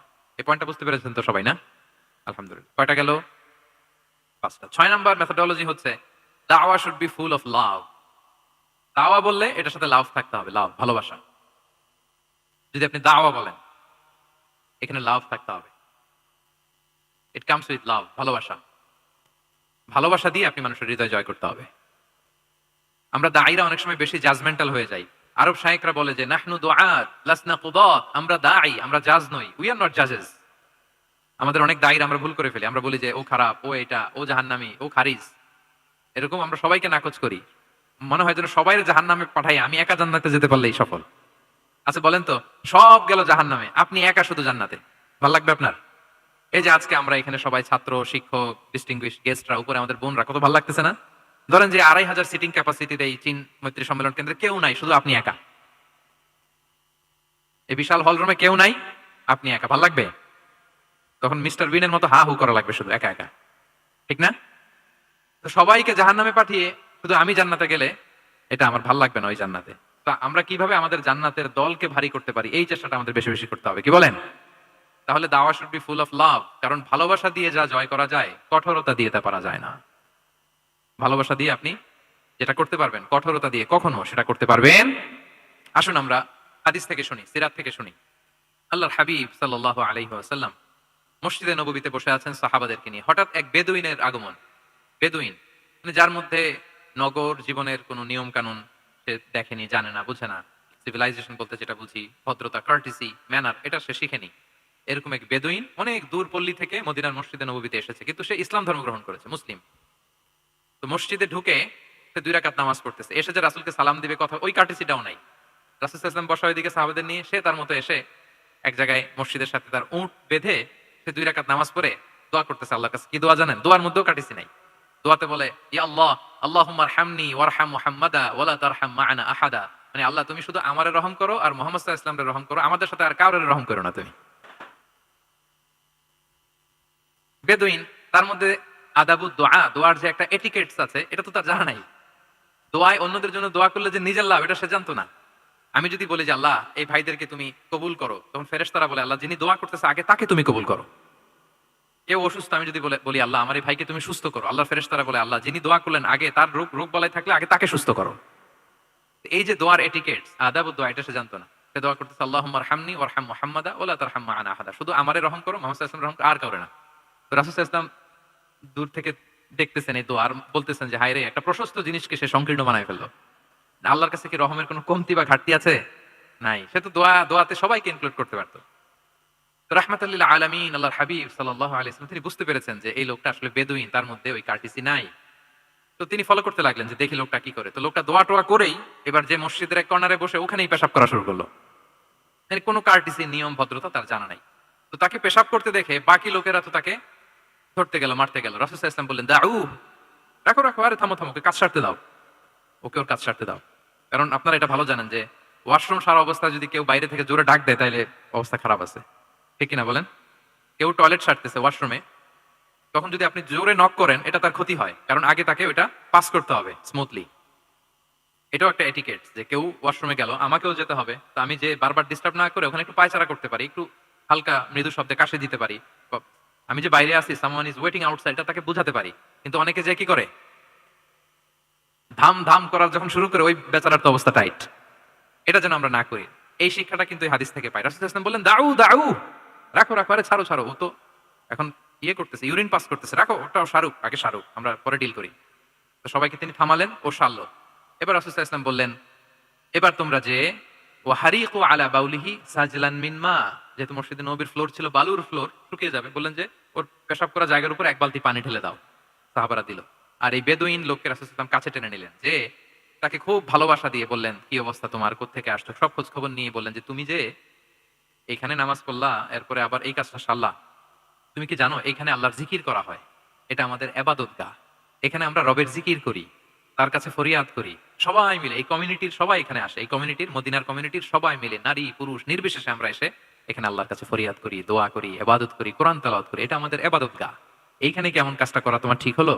সে তো লজ্জায় কাচুমাচু হয়ে রাসূল সাল্লাল্লাহু আলাইহি ওয়াসাল্লামের কাছে ক্ষমা চাইতেছে। সুবহানাল্লাহি ওয়া বিহামদিহি। একটা কঠিন পরিস্থিতিকে ভালোবাসা দিয়ে রাসূল সাল্লাল্লাহু আলাইহি ওয়াসাল্লাম কোথায় নিয়ে যেতেন, এটাকে পুরো হিস্ট্রি পাল্টে দিতেন, সিনারিও পাল্টে দিতেন।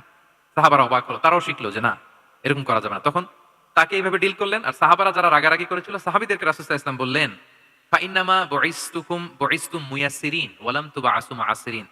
মনে রেখো, তোমরা সহজপন্থী হয়ে প্রেরিত হয়েছো, তোমরা কঠিন কট্টরপন্থী হয়ে, জটিলপন্থী হয়ে প্রেরিত হও নাই।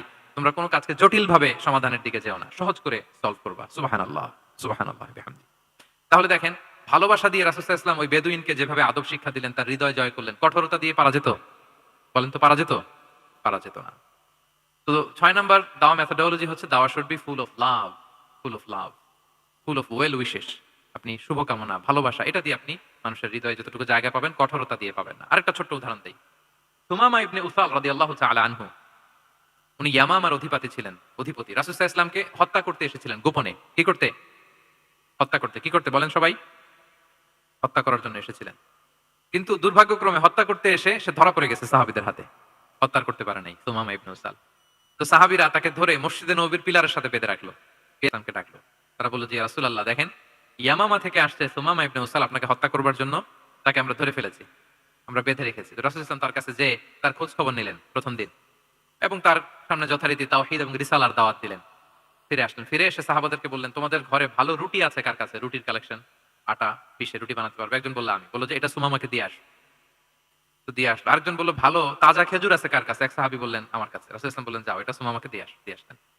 এরপরের দিন রাসূল ইসলাম যে আবার ইসলামের সৌন্দর্য, মাহাসিনু আহকামি শারিয়া, ইসলামী শারিয়ার যে বিউটি অফ ইসলাম, এটা তুলে ধরলেন, ইসলামের যৌক্তিকতা তুলে ধরলেন। সে অবাক হতে লাগলো যে কিরে, যুদ্ধবন্দীদের সাথে মুহাম্মদ সাল্লাল্লাহু আলাইহি ওয়াসাল্লাম এবং তার অনুসারীরা এরকম আচরণ করে? সে তো যুদ্ধবন্দী, এত সুন্দর আচরণ। তাকে আবার ইসলামের সুশীতল পানিগুলোর প্রতি আহ্বান করে রাসূল ইসলাম বাড়িতে এসে এবার নিজের যে উট আছে, উটকে যে পালে, সে রাখালকে বললো তুমি উটের দুধ দহন করে তাকে কিছু দুধ দিয়ে আসো, যাও। সুবহানাল্লাহ। আসছিল রাসূল সাল্লাল্লাহু আলাইহি ওয়াসাল্লামকে কি করতে? হত্যা করতে। তো তাকে উটের গরম দুধ দিয়ে আসা হলো, সে পেট ভরে খেলো। তৃতীয় দিন এবার রাসূল সাল্লাল্লাহু আলাইহি ওয়াসাল্লাম যে ইসলামের যে ভবিষ্যৎ, ইসলাম মানলে যে জান্নাতে থাকা যাবে, এগুলো সব বললেন, এবং তাকে আরো অনেক মেহমানদারি করলেন, আপ্যায়ন করলেন। 3 দিন যখন রাসূল সাল্লাল্লাহু আলাইহি ওয়াসাল্লাম ইসলামকে তার সামনে এভাবে প্রেজেন্ট করলেন, আপ্যায়ন করলেন, ভালো আচরণ দেখালেন, সে অবাক হয়ে গেল। আল্লাহ তাআলা তার হৃদয়টাকে নূর দিয়ে আলোকিত করে দিলেন। 3 দিন পর রাসূল সাল্লাল্লাহু আলাইহি ওয়াসাল্লাম সাহাবীদেরকে ডেকে বললেন, যাও, সুমামা ইবনে উসালের হাত পা গুলো যে রশি দিয়ে বেঁধে রেখেছো ছেড়ে দাও, রশিগুলো খুলে দাও। সাহাবারা বলেন কি ইয়া রাসূলুল্লাহ, সে তো খুনি, সুযোগ পেলেই তো অ্যাসাসিনেট করতো, তার রশি, হাতের রশি খুলে দিত আপনাকে মেরে ফেলবে। আল্লাহ রাসূল সাল্লাল্লাহু আলাইহি ওয়াসাল্লাম বললেন, না, আমি যা জানি তোমরা সেটা জানো না, যেটা বলেছি তাই করো। মসজিদে নববীর পিলারের সাথে তাকে যে বেঁধে রেখেছো, রশি খুলে দাও, হাত পা খুলে দাও। আল্লাহর হাবিব সাল্লাল্লাহু আলাইহি ওয়াসাল্লামের নির্দেশ মোতাবেক সাহাবারা ওনার হাত খুলে দিলেন, পা খুলে দিলেন। সুমাম ইবনে উসাল কারোর সাথে কথা না বলে, তার বাড়ি তো ইয়ামামা, সেখানেও ফিরে গেলেন না, অন্য কোনো শহরেও গেলেন না। তিনি মদিনা থেকে অনন্তি দূরে একটা খেজুরের বাগান আছে, ওখানে কুয়া আছে, উনি যে ওই কুয়ার পানি দিয়ে গোসল করলেন। গোসল করে পবিত্র হয়ে মসজিদে নববীতে রাসূল সাল্লাল্লাহু আলাইহি ওয়াসাল্লামের কাছে ফিরে আসলেন, আর এসেই ঘোষণা দিলেন, আশহাদু আল্লা ইলাহা ইল্লাল্লাহ ওয়া আশহাদু আন্না মুহাম্মাদার রাসূলুল্লাহ। সুবহানাল্লাহ, সুবহানাল্লাহ। তিনি বললেন যে আমি সাক্ষ্য দিচ্ছি আল্লাহ ছাড়া কোনো ইলাহ নেই, আরো সাক্ষ্য দিচ্ছি যে মুহাম্মদ আপনি আল্লাহর প্রেরিত বান্দা এবং রাসূল। সুবহানাল্লাহ পড়বেন না সবাই? এবার তিনি বললেন, মুহাম্মদ আপনার চেহারার চাইতে অপছন্দের চেহারা পৃথিবীতে আর দ্বিতীয়টা আমার কাছে ছিল না, কিন্তু আজকের পর থেকে আপনার চেয়ে প্রিয় চেহারা, আপনার চেহারার চেয়ে প্রিয় কোনো চেহারা আমার কাছে আর নাই। ইসলামের চেয়ে অপছন্দনীয় ধর্ম আমার কাছে আর ছিল না, কিন্তু আজ থেকে ইসলামের চেয়ে পছন্দনীয় কোনো ধর্ম আমার কাছে নাই। মদিনার চেয়ে অপছন্দের শহর আমার কাছে ছিল না, তো আজ থেকে মদিনার চেয়ে কোনো প্রিয় শহর আমার কাছে নাই। সুবহানাল্লাহ। উনি গমের বড় ডিলার ছিলেন, গম ব্যবসা করতেন। উনার থেকে গম নিয়ে মক্কায় মুশরিকরা চলতো। তিনি ঘোষণা দিলেন, আজকে থেকে আমার এলাকার কোনো গম মক্কায় যাবে না। এবার মক্কাবাসী পড়ছে বিপদে, গম ছাড়া তো তারা খেতেও পারবে না। তারা আল্লাহর হাবিব সাল্লাল্লাহু আলাইহি ওয়াসাল্লামের কাছে চিঠি লিখে পাঠালেন যে, মুহাম্মদ তোমার এই যে নতুন অনুসারী, সে যদি গম না দেয় আমাদের তো অবস্থা খারাপ, তুমি দয়া করে এই গমের সাপ্লাই আবার যাতে সে চালু করে তুমি একটু বলে দাও। আল্লাহর হাবিব সাল্লাল্লাহু আলাইহি ওয়াসাল্লাম আবার সুমাম ইবনে উসালকে বলে দিলেন, আবার সে সাপ্লাই চালু করলো। সুবহানাল্লাহ বিহামদি। এবং তিনি প্রথম তালবিয়া পাঠ করে উমরা করেছিলেন, ওনার আগে কেউ এভাবে উমরা করতে পারেনি। তাহলে দেখেন, আসলো খুনি হয়ে, আসলো কি হয়ে? খুনি হয়ে, আর ফিরে গেল নবী প্রেমিক হয়ে। সুবহানাল্লাহ। এটা কিভাবে সম্ভব হয়েছে? রাসূল সাল্লাল্লাহু আলাইহি ওয়াসাল্লামের উদারতা, ভালোবাসা। ঠিক কিনা বলেন? তাহলে আপনি যদি দাওয়ার কথা বলেন আমাকে, দাওয়া should be full of love. কারণ ভালোবাসা দিয়ে যা জয় করা যায়, কঠোরতা দিয়ে সেটা পারা যায় না। কয়টা গেল? কয়টা? আর রইল কয়টা? 4টা। আগ্রহ আছে তো না শোনার? আচ্ছা, 7 নাম্বার হচ্ছে, 7 নাম্বার, রাসূল সাল্লাল্লাহু আলাইহি ওয়াসাল্লাম যদি কাউকে কারেকশন করতে চাইতেন, কখনো তাকে অপমান করতেন না, অন্যের সামনে তার নাম নিতেন না, নাম না নিয়ে তাকে শুধরে দিতেন। এটা দাওয়ার আরেকটা মেথোডোলজি। কেউ কোনো ভুল কাজ করলে তার নাম ধরে অন্যের সামনে লজ্জিত করতেন না। আমরা কিন্তু অনেক সময় করে ফেলি, করি না? অন্যের সামনে মানুষকে কারেক্ট করি, এটা ঠিক না। The way he use to correct others, আপনি যদি সিরাতের দিকে তাকান, সুবহানাল্লাহ, কিভাবে উনি অন্যকে কারেকশন দিতেন, নাম উল্লেখ করতেন না। আমরা এটা অনেক ভুল করি। আমি এই জন্য খুব দুঃখিত এবং লজ্জিত। আমাদের দাওয়া অঙ্গনে আপনি ইউটিউব খুললে দেখবেন যে অনেক দায়ীরা, এক দায়ী আরেক দায়ীকে তুচ্ছতাচ্ছিল্য করছে, তার নাম নিয়ে তাকে ছোট করা, তাকে খারিজ করা, তাকে নাকচ করা, সে জাহান্নামী, সে কাফের, সব ইসলামের ঠিকাদারি উনি একা নিজে নিয়ে বসে আছে, আর বাকি যা আছে সব খারিজ। এইটা রাসূল সাল্লাল্লাহু আলাইহি ওয়াসাল্লামের দাওয়ার সাথে যায় না। বরং কেউ যদি কোনো ভুল কিছু বলে, ভুল করে, আপনি যদি মনে করেন যে না তার এটা ভুল, আমারটা সঠিক, তো আপনার নিয়ম হচ্ছে আপনি সঠিকটা প্রচার করা। তাহলে কেউ যদি ভুল করে থাকে তারও টনেক নড়বে, বাকিরাও সঠিকটা জেনে যাবে। এটা হচ্ছে রাসূল সাল্লাল্লাহু আলাইহি ওয়াসাল্লামের দাওয়া মেথোডোলজি। তিনি কখনো কারো নাম ধরে অন্যের সামনে, মানুষের সামনে তাকে লজ্জা দিতেন না, তাকে কারেক্ট করতে যেতেন না। এটা ছিল রাসূল সাল্লাল্লাহু আলাইহি ওয়াসাল্লামের বৈশিষ্ট্য। আসুন আমরা সিরাত থেকে দেখি, হাদিস থেকে দেখি। আল্লাহর হাবিব সাল্লাল্লাহু আলাইহি ওয়াসাল্লাম উনি রাতে দিনে কি কি আমল করতেন, গোপন আমল, এগুলো জানার জন্য 3 জন সাহাবী রাসূল সাল্লাল্লাহু আলাইহি ওয়াসাল্লামের স্ত্রীদের কাছে গেলেন। যে জিজ্ঞেস করলেন যে আপনারা আমাদেরকে বলুন যে রাসূল সাল্লাল্লাহু আলাইহি ওয়াসাল্লাম রাতে কি আমল করে, দুপুরে কি আমল করে, বিকেলে কি আমল করে। তো আমাদের আম্মা জানেরা, রাসূল সাল্লাল্লাহু আলাইহি ওয়াসাল্লামের প্রিয়তমা স্ত্রীরা বললেন যে উনি রাতে এরকম তাহাজ্জুদ, দুপুরবেলা এরকম তেলাওয়াত, এই সময় নফল নামাজ, এই সময় এটা করে। আল্লাহর হাবিব সাল্লাল্লাহু আলাইহি ওয়াসাল্লাম পুরো আমলের ফিরিস্তি যখন শোনানো হলো, কান্নাহুম তাকাল্লুহা, তাদের কাছে এটা কম মনে হলো পরিমাণে, তারা ভাবছিল হয়তো আরো বেশি করে। তখন তাদের একজন বলল, আরে আইনা নাহনু মিন রাসূলিল্লাহ, কই রাসূল সাল্লাল্লাহু আলাইহি ওয়াসাল্লাম, কই আমরা। রাসূল সাল্লাল্লাহু আলাইহি ওয়াসাল্লামের ব্যাপারে আল্লাহ বলেছেন, কদ গুফিরা লাহু মা তাকাদ্দামা মিন যামবিহি ওয়া মা তাআখার, রাসূল সাল্লাল্লাহু আলাইহি ওয়াসাল্লামের আগের পরের সব গুনাহ মাফ। আদতে তো ওনার কোনো গুনাহই নাই, তারপরেও একটা স্পেশাল স্ট্যাটাস হচ্ছে আপনার আগের পরের সব গুনাহ মাফ। তো তারা বলল, যেই মহান ব্যক্তির, যেই নবীর আগের পরের সব গুনাহ মাফ বলে ঘোষণা দেওয়া হয়েছে, তার সাথে তো আমাদের তুলনা করলে হবে না, আমাদের তো বেশি আমল করতে হবে। রাসূল সাল্লাল্লাহু আলাইহি ওয়াসাল্লাম হয়তো এই জন্য এই স্ট্যান্ডার্ড মেইনটেইন করেন না, এরকম করলে তো আমরা মাফ পাবো না আল্লাহর কাছে। ভালো চিন্তা থেকেই তারা ভাবছেন যে না, আমাদের আমল আসলে কম হয়ে যাচ্ছে, বাড়াইতে হবে। রাসূল সাল্লাল্লাহু আলাইহি ওয়াসাল্লামের কথা ভিন্ন, আমাদের বাড়াইতে হবে। তো কি করতে হবে? একজন বলল, আজকে থেকে আমি সারা রাত নফল নামাজ পড়বো, সারা রাত ঘুমাবো না। নিয়ত করে ফেলছে, আমি সারা রাত নফল নামাজ, এশার পর থেকে যে নফল শুরু হবে ফজর পর্যন্ত, ঘুমটম নাই। আচ্ছা গেল। আরেকজন বললো, আমি সারা বছর রোজা রাখবো, কালকে থেকে যে রোজা ধরবো আর ভাঙবো না, সারা বছর। আরেকজন বললো, আমার কয়েকজন স্ত্রী আছে, আমি আর স্ত্রীদের কাছে যাব না, আমি এখন থেকে সন্ন্যাসী, বৈরাগী জীবন যাপন করব, আমি আর কোন নারীর কাছে যাচ্ছি না। তো এই ঘোষণা যখন তারা দিয়ে ফেলছে, এটা রাসূল সাল্লাল্লাহু আলাইহি ওয়াসাল্লামের কান পর্যন্ত যেয়ে পৌঁছালো। আল্লাহর হাবিব সাল্লাল্লাহু আলাইহি ওয়াসাল্লাম এটা শুনে ফেললেন। শুনে রাসূল সাল্লাল্লাহু আলাইহি ওয়াসাল্লাম এটা অপছন্দ করলেন, কারণ এটা তো রাইট ট্র্যাক না, ওনারা ভুল করতেছে। একটা ভরা মজলিসে রাসূল সাল্লাল্লাহু আলাইহি ওয়াসাল্লাম বললেন, আনতুমুল্লাযীনা কুলতুম কাযা ওয়া কাযা, শুনলাম তোমাদের মধ্যে কে কে নাকি এমন এমন বলছো। সুবহানাল্লাহ। তিনি বলতে পারে, এই আব্দুল্লাহ দাঁড়াও, এই আব্দুর রহমান স্ট্যান্ড আপ, এই দাঁড়াও, তুমি নাকি এটা বলছো, তুমি এটা বললে তো ওনারা লজ্জা পেতেন না সবার সামনে? লজ্জা পেতেন। উনি এটা না করে কাজ হাসিল হয়ে যাচ্ছে, বললেন আনতুমুল্লাযীনা কুলতুম কাযা ওয়া কাযা। অনেক বর্ণনা এরকম পাওয়া যায়, মা বালু আকওয়ামিন ইয়াফআলুনা কাযা ওয়া কাযা, মা বালু আকওয়ামিন ইয়াকুলুনা কাযা ওয়া কাযা। তাদের কি হলো, তারা এমন এমন বলে, তাদের হলোটা কি, তারা এমন এমন বলে। এইভাবে তিনি শুধরে দিতেন। তো বললেন তোমাদের মধ্যে কেউ কেউ নাকি এটা বলে এটা বলে, এই ওই তিনজনের তো টনক নড়ে গেছে, আর বাকিরা শুনতেছে। তখন রাসূল সাল্লাল্লাহু আলাইহি ওয়াসাল্লাম বললেন, না, এটা ঠিক নয়। আমি তোমাদের মধ্যে থেকে সবচেয়ে বেশি মুত্তাকি, সবচেয়ে বেশি বুজুর্গ। ওয়াল্লাহি ইন্নী লা আখশাকুম লিল্লাহি ওয়া আতকাকুম লাহু। আমি তোমাদের মধ্যে থেকে আল্লাহকে সবচেয়ে বেশি ভয় পাই। বলেন তো, রাসূল সাল্লাল্লাহু আলাইহি ওয়াসাল্লামের চেয়ে বেশি আল্লাহকে ভয় পাওয়া কারো পক্ষে সম্ভব? আল্লাহর হাবিব সাল্লাল্লাহু আলাইহি ওয়াসাল্লামের চেয়ে বেশি মুত্তাকি হওয়া কারো পক্ষে সম্ভব? আমার নবীর চাইতে শ্রেষ্ঠ হওয়া সম্ভব? তার যে স্ট্যান্ডার্ড ইবাদতের, এটারে ছাড়া যাওয়া সম্ভব? সম্ভব না। তো তিনি বললেন যে আমি রাত্রিবেলা ঘুমাই, আসার পরে আবার শেষ রাতে তাহাজ্জুদও পড়ি, ঘুমও আছে নামাজও আছে, ব্যালেন্স। আমি সোম বৃহস্পতিতে রোজা রাখি, সপ্তাহের বাকি দিনগুলোতে খাই। আবার আমার অনেক 9 জন স্ত্রী তো এট এ টাইমে ছিল, আমি স্ত্রীদের সাথে মেলামেশাও করি। তো আমি এগুলো সব ঠিক রেখে আল্লাহর সবচেয়ে প্রিয় মুত্তাকি হইতে সমস্যা হলো না। তোমাদের এত সমস্যা কোথায়? তোমাদের সমস্যা কোথায়? আমার চেয়ে শ্রেষ্ঠ যদি কেউ কিছু করতে চাও, এটা হবে না। আমি হচ্ছি স্ট্যান্ডার্ড। সুবহানাল্লাহ। দেখেন, এইভাবে যখন বললেন, ঠিক করে দিলেন যে তোমরা কে কে জানি এরকম নিয়ত করছো, এটা ভুল করেছো, বরং শুদ্ধ হবে এটা। ওই তিনজনের টনক নড়ে গেছে, তারা শুধরে নিয়েছেন, আর বাকিরা সঠিক মেসেজটা, সঠিক নির্দেশনাটা জেনে গেল। তাহলে ওনাদেরকে কারেকশন করা হয়ে গেছে না অলরেডি? বলেন তো, ওনারা যে ভুল করছে, কারেকশন হয়েছে কিনা? কিন্তু তাদেরকে অপমান করা হয়েছে। এই ভুলটা আমরা অনেক সময় করি। অন্যের সামনে কখন নিজের ছেলেকে, নিজের স্ত্রীকে, বন্ধুকে বা যাকে, হঠাৎ হাসির রোল পড়লো কেন এখানে? কিছু কমন পড়ে গেছে নাকি কথা নিজের জীবনের সাথে? অন্যের সামনে এইভাবে আমরা যেন কারেক্ট না করি। কাউকে সংশোধন করতে চাইলে আল্লাহর হাবিব সাল্লাল্লাহু আলাইহি সাল্লামের দেখানো পথেই যেন আমরা সংশোধন করি। এটা হচ্ছে এই হাদিসের 1 নম্বর শিক্ষা। আরেকটা শিক্ষা হচ্ছে ব্যালেন্স লাইফস্টাইল, ব্যালেন্স অ্যাপ্রোচ আমরা জানলাম। অনেকে মনে করে, আমার পরিচিত কয়েকজন লোক আছে, আমি বলছি, তারা থামাইছে কিনা জানি না, আমার কাছে এসে শোনাইতেছে, হুজুর আমি সারা বছর রোজা রাখি। আমি বলছি, আপনার বলছে কি সারা বছর রোজা রাখতে? সারা বছর তো রোজা রাখা নিষেধ, এটাকে সমে বিসাল বলে, এটা নিষেধ। বরং সবচেয়ে বেশি যদি কেউ রাখতে চায়, রাসূল সাল্লাল্লাহু আলাইহি ওয়াসাল্লাম বলছে, তাহলে সাওমুল্লাহি দাউদ, সিয়ামু দাউদ, দাউদ আলাইহিস সালামের রোজা। এর চেয়ে বেশি না। একদিন রাখবা, আরেকদিন ভাঙবা, একদিন রাখবা, আজকে রোজা রাখলে কালকে খাবেন, কালকে রাখবেন, এরপরের দিন রাখবেন, এরপরের দিন ভাঙবেন। এর চেয়ে বেশি রাখা যায় না। লাগাতার রোজা রাখা নিষেধ।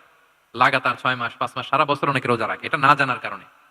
তাহলে এই যে ইসলামের যে ব্যালেন্স লাইফস্টাইল, এটা আমরা জানলাম। কাউকে কিভাবে শুধরে দিতে হবে, কারেক্ট করতে হবে, কারেকশনের ওয়ে, এটা আমরা জানলাম। আরেকটা হচ্ছে ইসলাম যে the combination of material and spiritual life, এইটার একটা তথ্য আমরা জানলাম, যে আপনার এই দুনিয়াও লাগবে, আপনার আখিরাতও লাগবে।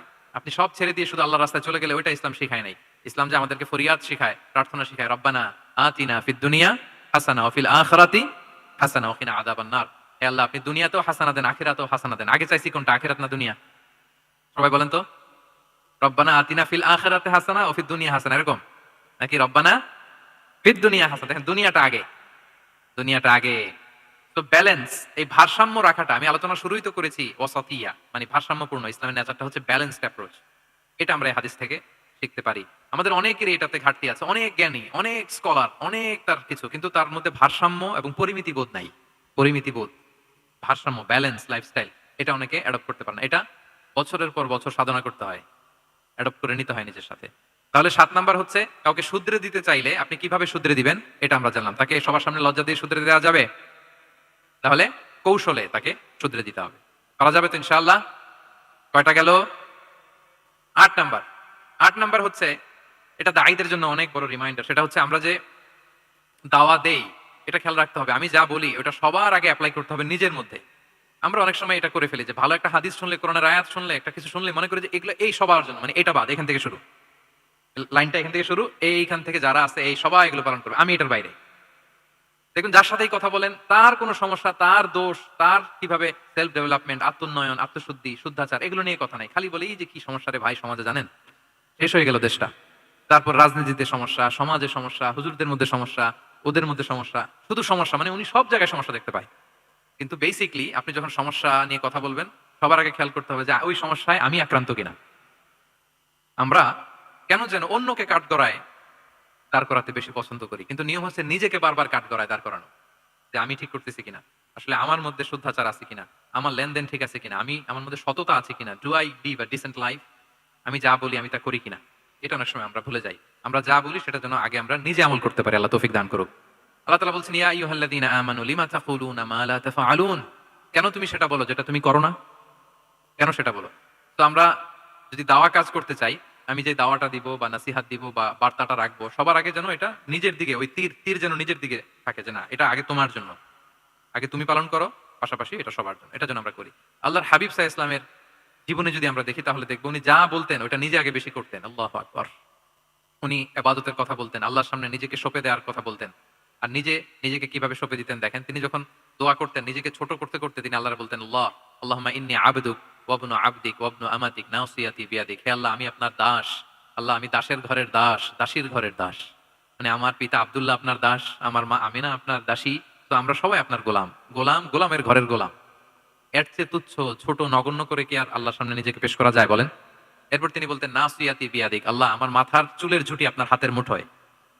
মাথার চুলের ঝুঁটি হাতের মুঠোয় মানে কি? আপনি ডানে টান দিলে আমি ডানে যেতে বাধ্য, আপনি বাঁয়ে টান দিলে মানে আমার আর কিছু নেই, আল্লাহ সব সঁপে দিলাম আপনার কাছে। কিভাবে নিজেকে তিনি সঁপে দিতেন? তাহাজ্জুদের সালাতে যখন রাতে দাঁড়াতেন, আম্মা জান আয়েশা রাদিয়াল্লাহু তাআলা আনহা বলেন, দাঁড়িয়ে থাকতে থাকতে পা দুইটা ফুলে যেত এরকম, হাত্তা তাতাফাত্তারা কদামা। খুব কষ্ট হতো আল্লাহ রাসূল সাল্লাল্লাহু আলাইহি ওয়াসাল্লামের। আম্মা জান আয়েশা বলতেন, ইয়া রাসূলুল্লাহ, ক্বাদ গুফিরা লাকা মা তাকাদ্দামা মিন যামবিকা ওয়া মা তাআখার। আল্লাহ তো বলেছেন আপনার সব গুনাহ মাফ। গুনাই তো নাই, তাও ঘোষণা সব গুনাহ মাফ। এত কষ্ট নিজের দেহের উপর নিজে কেন দেন? আল্লাহর হাবিব সাল্লাল্লাহু আলাইহি ওয়াসাল্লাম বলতেন, আফালা উহিব্বু আন আকুনা আবদান শাকুরা। হে আয়েশা, এটা ঠিক আল্লাহ আমাকে মর্যাদা দিয়েছেন, কিন্তু আমি কি শুকরগুজার বান্দা হতে চাইবো না? আল্লাহর নেয়ামতে যে আমি ভেসে বেড়াই, আল্লাহর নেয়ামতে যে আমি বেঁচে আছি, আল্লাহর অনুগ্রহের কারণে যে আমার এত সম্মান, সে আল্লাহর প্রতি আমি কি নিজেকে পেশ করবো না? আফালা উহিব্বু আন আকুনা আবদান শাকুরা। আমি কি শুকরগুজার হব না? আমার রোলটা তো আমাকে প্লে করতে হবে, আমাকে তো উজাড় করে আমার রবের সামনে আমাকে উপস্থাপন করতে হবে। দেখেন, শুধু বলতেন না, করে দেখাতেন। রাতের সালাতে যখন কিয়ামুল লাইল করতেন, কাঁদতে কাঁদতে দাড়ি ভিজে যেত, কাঁদতে কাঁদতে হাত্তা বাল্লাল আরদা হাত্তা বাল্লা লিহিয়াতাহু হাত্তা বাল্লা হাজরাহু, কাঁদতে কাঁদতে জুব্বা ভিজে যেত। সিজদায় পড়ে যখন থাকতেন, কাঁদতে কাঁদতে জমিন ভিজিয়ে ফেলতেন আল্লাহর হাবিব সাল্লাল্লাহু আলাইহি ওয়াসাল্লাম। এভাবে নিজেকে আল্লাহ তাআলার সামনে পেশ করতেন। তো আমরা যারা দাওয়া অঙ্গনে কাজ করি, এটা খুব পিচ্ছিল পথ, এটা খুবই পিচ্ছিল। আমাদের খেয়াল রাখতে হবে যে আমি যা বলি এটা আমি করি কিনা। এটা দায়ীদের জন্য চ্যালেঞ্জিং। সে নিজে একটা ডিসেন্ট লাইফ লিড করা, তার নিজের মধ্যে সততা থাকা, নৈতিকতা থাকা, মোরালিটি, এথিক্স, ভ্যালিউজ নিয়ে যে আমরা বলি, ওই ভ্যালিউজ এর প্র্যাকটিস যেন আমাদের মধ্যে থাকে। আল্লাহ তাআলা আমাদেরকে তৌফিক দান করুক, আমরা পড়ি আমিন। 9 নম্বরে হচ্ছে কনসিডারেট হওয়া। রাসূল সাল্লাল্লাহু আলাইহি ওয়াসাল্লাম খুবই কনসিডারেট ছিলেন। এটা খুব গুরুত্বপূর্ণ, খেয়াল করে শুনুন। কনসিডারেট মানে খুব উচ্চ বিবেকবোধ সম্পন্ন ব্যক্তিত্ব, খুব বিবেকবোধ সম্পন্ন। আমাদের অনেকের মধ্যে এটা, আমাদের অনেকের সেন্স কাজ করে না। আল্লাহর হাবিব সাল্লাল্লাহু আলাইহি ওয়াসাল্লাম, he was a man of 6 senses. 6টা সেন্স ওনার কাজ করতো। সুবহানাল্লাহ, সুবহানাল্লাহ। কথা বলতেছেন, ওদিকে কি হচ্ছে, ওদিকে সব একসাথে একটা গ্ল্যান্সে তিনি মেইনটেইন করতেন। সুবহানাল্লাহ বিহামদিহি। এই উচ্চ বিবেকবোধ সম্পন্ন হইতে হবে দায়ীদের। রাসূল সাল্লাল্লাহু আলাইহি ওয়াসাল্লাম নামাজ পড়াচ্ছেন, পিছনে বাচ্চার কান্নার আওয়াজ, নামাজ ছোট করে দিয়েছেন, একেবারে ছোট, শর্ট করে সিজদা, রুকু, মানে যতটুকু না হলেই না, অতটুকু করে নামাজ শেষ। জিজ্ঞেস করা হলো কেন? বললেন যে আমি দেখলাম একটা ছোট বাচ্চা কাঁদছে, এই বাচ্চার মায়ের বোধহয় খুব কষ্ট হয়ে যাচ্ছে পেছনে, বাচ্চাটাকে সামলাতে। মহিলাদের প্রেয়ার হলে মাটার বোধহয় খুব কষ্ট হচ্ছে, এজন্য আমি নামাজটা একটু শর্ট করে দিয়েছি। সুবহানাল্লাহ। আমরা নামাজে দাঁড়ালে দিন দুনিয়ার হুঁশ নেই, কি হচ্ছে না হচ্ছে না, আপনার সব খেয়াল রাখতে হবে। কি হচ্ছে, you are a leader, you are a দাঈ, আপনাকে এটা খেয়াল রাখতে হবে। রাসূল সাল্লাল্লাহু আলাইহি ওয়াসাল্লাম এরকম উচ্চ বিবেকবোধ সম্পন্ন লোক ছিলেন। মুআয ইবনে জাবালকে এক জায়গার মদিনার পাশেই ইমাম করে পাঠালেন, ইমাম। তো ওই এলাকার মুসল্লিরা ছিলেন শ্রমজীবী। কি জীবী? শ্রমজীবী। ওনারা উট দিয়ে পানি নিয়ে খেজুর গাছে পানি সেচ দিত, তারা খুব কষ্ট করে সারাদিন। তো উনি মাগরিবের নামাজে একদিন নামাজ শুরু করলেন, আল্লাহু আকবার বলে সূরা ফাতিহার পরে উনি সূরা বাকারা শুরু করলেন। কোন সূরা? কোরআনের সবচেয়ে ছোট সূরা নাকি? হ্যাঁ, আয়াত কত? সবচাইতে বড় সূরা। তো উনি হয়তো একটা খুব মানে চিল মুডে আছেন, একটা খুব ভালো মুডে আছেন, ইবাদতের একটা মুডে আছেন। ওনার আবেগ থেকে উনি হয়তো সূরা বাকারা শুরু করে দিয়েছেন, তেলাওয়াত করে করে মজা পাচ্ছেন, করতেছেন। কিন্তু পিছনে মুসল্লিরা হচ্ছে শ্রমজীবী, সারাদিন খেতে খামারে খেজুর বাগানে কাজ করে ওনারা নামাজ পড়তেছেন। একদল তো নামাজ ছেড়ে দিচ্ছে, ছেড়ে দিয়ে নিজেরা নামাজ পড়ে আল্লাহর হাবিব সাল্লাল্লাহু আলাইহি ওয়াসাল্লামের কাছে যে বিচার দিলেন, যে রাসূলুল্লাহ দেখেন এমন একজনকে ইমাম হিসেবে পাঠালেন, উনি মাগরিবের নামাজ শুরু করছে সূরা বাকারা দিয়ে। আমরা হচ্ছে শ্রমজীবী মানুষ, আমরা কি পারি এত সময় দাঁড়িয়ে থাকতে? রাসূল সাল্লাল্লাহু আলাইহি ওয়াসাল্লাম খুব রেগে গেলেন, খুব। মুআয ইবনে জাবাল রাদিয়াল্লাহু তাআলা আনহুকে ডেকে পাঠালেন। ডেকে কি শব্দ ইউজ করতে জানেন? উনি বললেন, আফাত্তানুন আনতা ইয়া মুআয। ফাত্তান মানে ফিতনাবাজ। হে মুআয, তুমি কি সমাজে ফিতনা ছড়াচ্ছ? তোমাকে পাঠালাম সেখানকার ইউনিটি ধরে রাখতে, ইমাম হয়ে নামাজ পড়াবা, তালিম দিবা। আফাত্তান আনতা ইয়া মুআয, তুমি ফিতনা ছড়াচ্ছ? তুমি কেন সাব্বিহ ইসমা রাব্বিকাল আলা তোমার মুখস্থ নাই?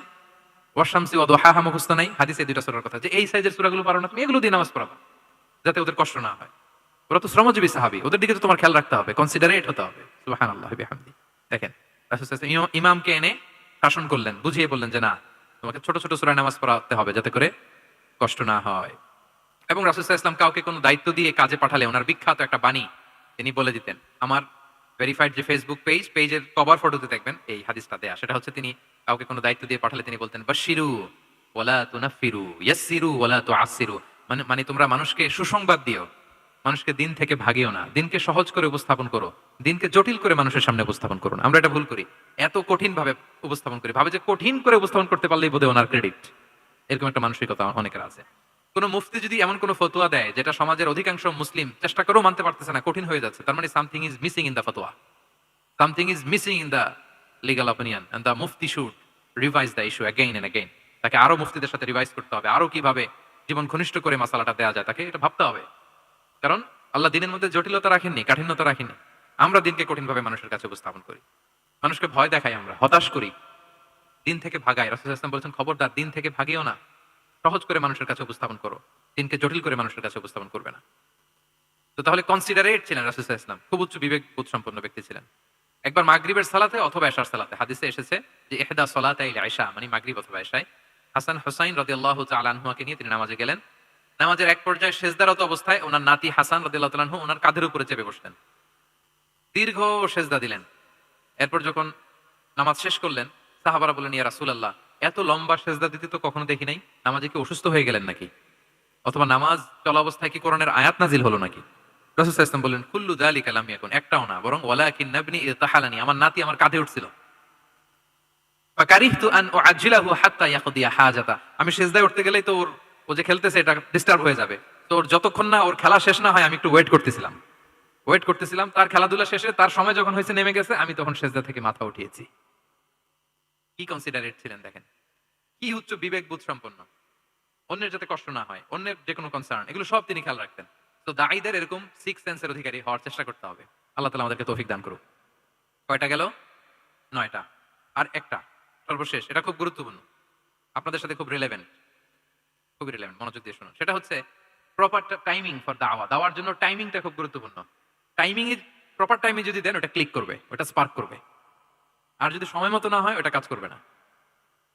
প্রপার টাইমে প্রপার দাওয়াটা দিতে হয়, সঠিক সময়ের অপেক্ষা করা, যখন সেই সময়টা আসছে তখন দাওয়া দেওয়া। বুঝতে পেরেছেন না ব্যাপারটা? একটা ছোট্ট উদাহরণ দেই। এক ইহুদি কিশোর রাসূল সাল্লাল্লাহু আলাইহি ওয়াসাল্লামের খেদমত করতো। ইহুদি কিশোর, কোন ধর্মের কিশোর বলেন তো? ইহুদি কিশোর প্রায় আসতো রাসূল সাল্লাল্লাহু আলাইহি ওয়াসাল্লামের কাছে, আসতো রাসূল সাল্লাল্লাহু আলাইহি ওয়াসাল্লামের সেবা করতো, কিন্তু তাকে কখনো রাসূল সাল্লাল্লাহু আলাইহি ওয়াসাল্লাম দিনের দাওয়াত দেন নাই। ছেলেটা ইহুদি, কিন্তু তার সামনে কখনো দিনের দাওয়াত তিনি দেন নাই। একদিন দেখে যে ওই ছেলে আসে না, লাগাতার এরকম কয়েকদিন যাবত ওই ছেলে আর আসে না। তখন রাসূল সাল্লাল্লাহু আলাইহি ওয়াসাল্লাম খোঁজ নিলেন যে কি হয়েছে। তখন রাসূল সাল্লাল্লাহু আলাইহি ওয়াসাল্লাম শুনতে পেলেন যে ছেলেটা অসুস্থ। ছেলেটা কি অসুস্থ? আল্লাহর হাবিব সাল্লাল্লাহু আলাইহি ওয়াসাল্লাম তার বাসায় গেলেন, যে দেখতেন যে বিছানায় পড়ে আছে ছেলেটা।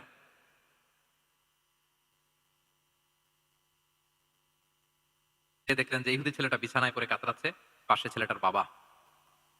রাসূল সাল্লাল্লাহু আলাইহি ওয়াসাল্লাম তার মাথায় হাত বুলিয়ে দিলেন, তার খোঁজ খবর নিলেন। এবার রাসূল সাল্লাল্লাহু আলাইহি ওয়াসাল্লাম বললেন আসলিম, মানে ইসলাম ধর্ম গ্রহণ করো। ফানাযারা ইলা ওয়াজহি আবি, ইহুদি ছেলেটা তার বাবার চেহারার দিকে তাকালো যে দেখি আব্বা কি বলে। বাবা যেহেতু দাঁড়ায় আছে, ফানাযারা ইলা ওয়াজহি আবি, বাবার চেহারার দিকে মুমূর্ষু ছেলেটা বাবার চেহারার দিকে তাকালো। তো বাবা বলল আতি আবুল কাসিম, মানে আবুল কাসিম যা বলে তাই শোনো। রাসূল সাল্লাল্লাহু আলাইহি ওয়াসাল্লামের বড় ছেলের নাম ছিল কাসিম, ফলে ওনাকে আবুল কাসিম বলে মদিনাতে ডাকা হতো। আমাদেরও তো বড় ছেলে বা বড় মেয়ের নাম ধরে ডাকে না? ধরেন যে আপনার বড় ছেলের নাম আব্দুল্লাহ, তো আপনারা বলে আব্দুল্লাহর বাবা। রাসূল সাল্লাল্লাহু আলাইহি ওয়াসাল্লামকে মদিনায় বলা হতো কাসিমের বাবা। তো ছেলেটা যখন বাবার চেহারার দিকে তাকালো, বাবা বলল আতি আবুল কাসিম, তুমি আবুল কাসিমের অনুসরণ করো, যা বলে তাই শোনো। ছেলেটা তখন পড়তে আরম্ভ করলো আশহাদু আল্লা ইলাহা ইল্লাল্লাহ ওয়া আশহাদু আন্না মুহাম্মাদুর রাসূলুল্লাহ, মানে মুসলিম হয়ে গেল। রাসূল সাল্লাল্লাহু আলাইহি ওয়াসাল্লাম ইহুদিদের ঘর থেকে বের হয়ে আসলেন আর বললেন আলহামদুলিল্লাহিল্লাযী আনকাযাহু মিনান নার, বুখারীর বর্ণনা। প্রশংসা সেই আল্লাহর যে আল্লাহ এই ছেলেটিকে জাহান্নাম থেকে মুক্তি দিয়ে জান্নাতি বানিয়ে নিল। দেখেন রাসূল সাল্লাল্লাহু আলাইহি ওয়াসাল্লাম একটা প্রপার টাইমিং এর অপেক্ষা করতেছিলেন। এতদিন রাসূল সাল্লাল্লাহু আলাইহি ওয়াসাল্লামের ঘরে যে ইহুদি কিশোর খেদমত করে, কাজ করে দিয়ে আসে, একদিনও দাওয়াত দেন। রাসূল সাল্লাল্লাহু আলাইহি ওয়াসাল্লাম একটা ভালো সময় খুঁজতেছিলেন। শুরুতেই যদি দাওয়াত দেয় ওই ছেলে আশাই বন্ধ করবে, ভাববে খাইছে, আমার তো ধর্মান্তরিত করতে চায়। ঠিক কিনা বলেন? যে আমার একটা ফেইথ আছে, সে তো আমার ফেইথ কেড়ে নিতে চায়, বা তার বাবাও ভয় পাবে। রাসূল সাল্লাল্লাহু আলাইহি ওয়াসাল্লাম যখন অনেকদিন তার সাথে মিশলেন, রাসূল সাল্লাল্লাহু আলাইহি ওয়াসাল্লামের ব্যক্তিত্ব, রাসূল সাল্লাল্লাহু আলাইহি ওয়াসাল্লামের কথা বার্তা, আচরণ, মানসিকতা সব দেখে যখন এই ইহুদি ছেলে তার বাবা ইমপ্রেসড, এবং ছেলেটা শুয়ে আছে বিছানায় মুমূর্ষ, এই প্রপার একটা টাইমিং এর অপেক্ষা রাসূল সাল্লাল্লাহু আলাইহি ওয়াসাল্লাম ছিলেন। যখনই সেই সময়টা এসেছে রাসূল সাল্লাল্লাহু আলাইহি ওয়াসাল্লাম দাওয়াত দিলেন, মুহূর্তের মধ্যে ক্লিক। আল্লাহু আকবার। এই প্রপার টাইমিং এর অপেক্ষা আমাদেরকে করতে হবে। এই সুযোগটা কিন্তু আপনাদের আছে। আমি শুরুতেই বলেছি যে ডক্টরস যারা, তাদের কাছে মানুষ কখন আসে? সুদিনকালে না দুর্দিনকালে? বলেন, তার বিপদ এর চেয়ে বড় বিপদ নাই। ক্যান্সার নিয়ে আসছে, ডায়াবেটিক্স নিয়ে আসছে, অসুস্থ, অসহায়, মানে ভাবখানা এমন, আপনি ছাড়া তার আর কোনো গতি নাই। ঠিক কিনা বলেন? এই প্রপার টাইমে যখন আপনি মনে করবেন যে now it's high time to give দাওয়া, জাস্ট ডু ইট। যখন মনে করবেন যে না এখন একটা সুন্দর সময়, এখন বললে এটা কাজে দিবে, ওই সময়টাকে আপনি কাজে লাগান। তাহলে দাওয়া মেথোডোলজি সর্বশেষ পয়েন্ট হচ্ছে প্রপার টাইমিং ফর দাওয়া। যখন দাওয়া দিলে কাজে লাগবে ঠিক তখন দিতে হবে। কি পারা যাবে তো ইনশাআল্লাহ? আল্লাহ তাআলা আমাদের সবাইকে তৌফিক দান করুক। তাহলে প্রিয় ভাইয়েরা, আমি একটু রিভাইজ করি আপনাদের সাথে কি কি নিয়ে কথা বললাম। প্রথমে আমরা বলেছি যে আমাদের মধ্যমপন্থী হইতে হবে, বাড়াবাড়িও করা যাবে না, ছাড়াছাড়িও করা যাবে না। আমরা কোথায় থাকবো? মাঝামাঝি, মাঝামাঝি। এরপরে আমরা বললাম ওরাল দাওয়ার চেয়ে প্র্যাকটিক্যাল দাওয়া, লিভিং দায়ী হইতে পারলে ওটার ইফেক্ট অনেক বেশি। এরপর আমরা আল্লাহর হাবিব সাল্লাল্লাহু আলাইহি ওয়াসাল্লামের সিরা এবং সুন্নাহ থেকে 10টা মেথোডোলজি, দাওয়া মেথোডোলজি আলোচনা করেছি। তার প্রথমটা ছিল ভেরি সফট এন্ড মাইল্ড, দাওয়া ল্যাঙ্গুয়েজটা সফট এন্ড মাইল্ড হতে হবে। 2 নাম্বার, কোশ্চেন থ্রো করতে হবে অ্যাটেনশন ড্র করার জন্য। 3 নম্বরে, ভিজুয়াল এক্সপ্লেনেশন টু মেক দা দাওয়া মোর ইফেক্টিভ এন্ড প্রোডাক্টিভ। তারপরে 4 নাম্বার, গ্রাজুয়ালিটি, ধীরে ধীরে ধাপে ধাপে, একবারে সব চাপিয়ে দেওয়া যাবে না। 5 নম্বরে, ইমোশনাল ইন্টেলিজেন্স ইউজ করতে হবে। 6 নম্বরে, ফুল অফ লাভ, দাওয়া should be full of love. 7 নম্বরে, কাউকে শুধরে দিতে চাইলে লজ্জা দিয়ে অন্যের সামনে শুধরে দিতে দেওয়া যাবে না, রাসূল সাল্লাল্লাহু আলাইহি ওয়াসাল্লাম যেভাবে শিখিয়েছেন ওইভাবে কারেক্ট করতে হবে। 8 নম্বরে, দাওয়া should be applied in yourself, আগে নিজের মধ্যে। 9 নম্বরে, কনসিডারেট হইতে হবে, উচ্চ বিবেক বোধ সম্পন্ন। আচ্ছা, 10 নম্বরে, প্রপার টাইমিং, ঝোপ বোঝে কোপ, বাংলা একটা কথা বলে না, কি বলে? ঝোপ বোঝে, তার মানে সময় মতো, সময়ের 1/4, অসময়ের সময় মতো। যখন আপনি মনে করবেন it's high time to give দাওয়া, ডু ইট, এটা করেন। এইভাবে আল্লাহ রাসূল সাল্লাল্লাহু আলাইহি সাল্লামের দাওয়া মেথোডোলজি ফলো করে যদি আমরা দাওয়া কাজ করি, দাওয়াটা প্রোডাক্টিভ হবে এবং খুব ইফেক্টিভ হবে। আশা করি আল্লাহর হাবিব সাল্লাল্লাহু আলাইহি সাল্লামের এই যে দাওয়া মেথোডোলজি এবং এটা কিভাবে আমাদের সাথে রেলেভেন্ট হতে পারে, কিভাবে এটাকে আমরা ইফেক্টিভ করতে পারি আর প্রোডাক্টিভ করতে পারি, এ ব্যাপারে আপনারা একটা মোটামুটি ধারণা পেয়েছেন। কি বলেন? ধারণা পেয়েছেন তো? এগুলো অ্যাপ্লাই করবেন তো সময় মতো ইনশাআল্লাহ। আল্লাহ তাআলা আমাদের সবাইকে কথাগুলো বুঝার ও আমল করার তৌফিক দান করুক। আমি আবারও মেডিকেল দাওয়া সোসাইটিকে ধন্যবাদ জানাই। ইনশাআল্লাহ পরবর্তীতে আরো যদি এরকম কোনো প্রোগ্রাম হয়, সুযোগ হলে আমরা আবারও অ্যাটেন্ড করব, আবারও কথা বলবো, আবারও আমরা দাওয়ার বিভিন্ন খুঁটিনাটি বিষয় নিয়ে হাতে কলমে দেখার এবং শেখার চেষ্টা করবো ইনশাআল্লাহ।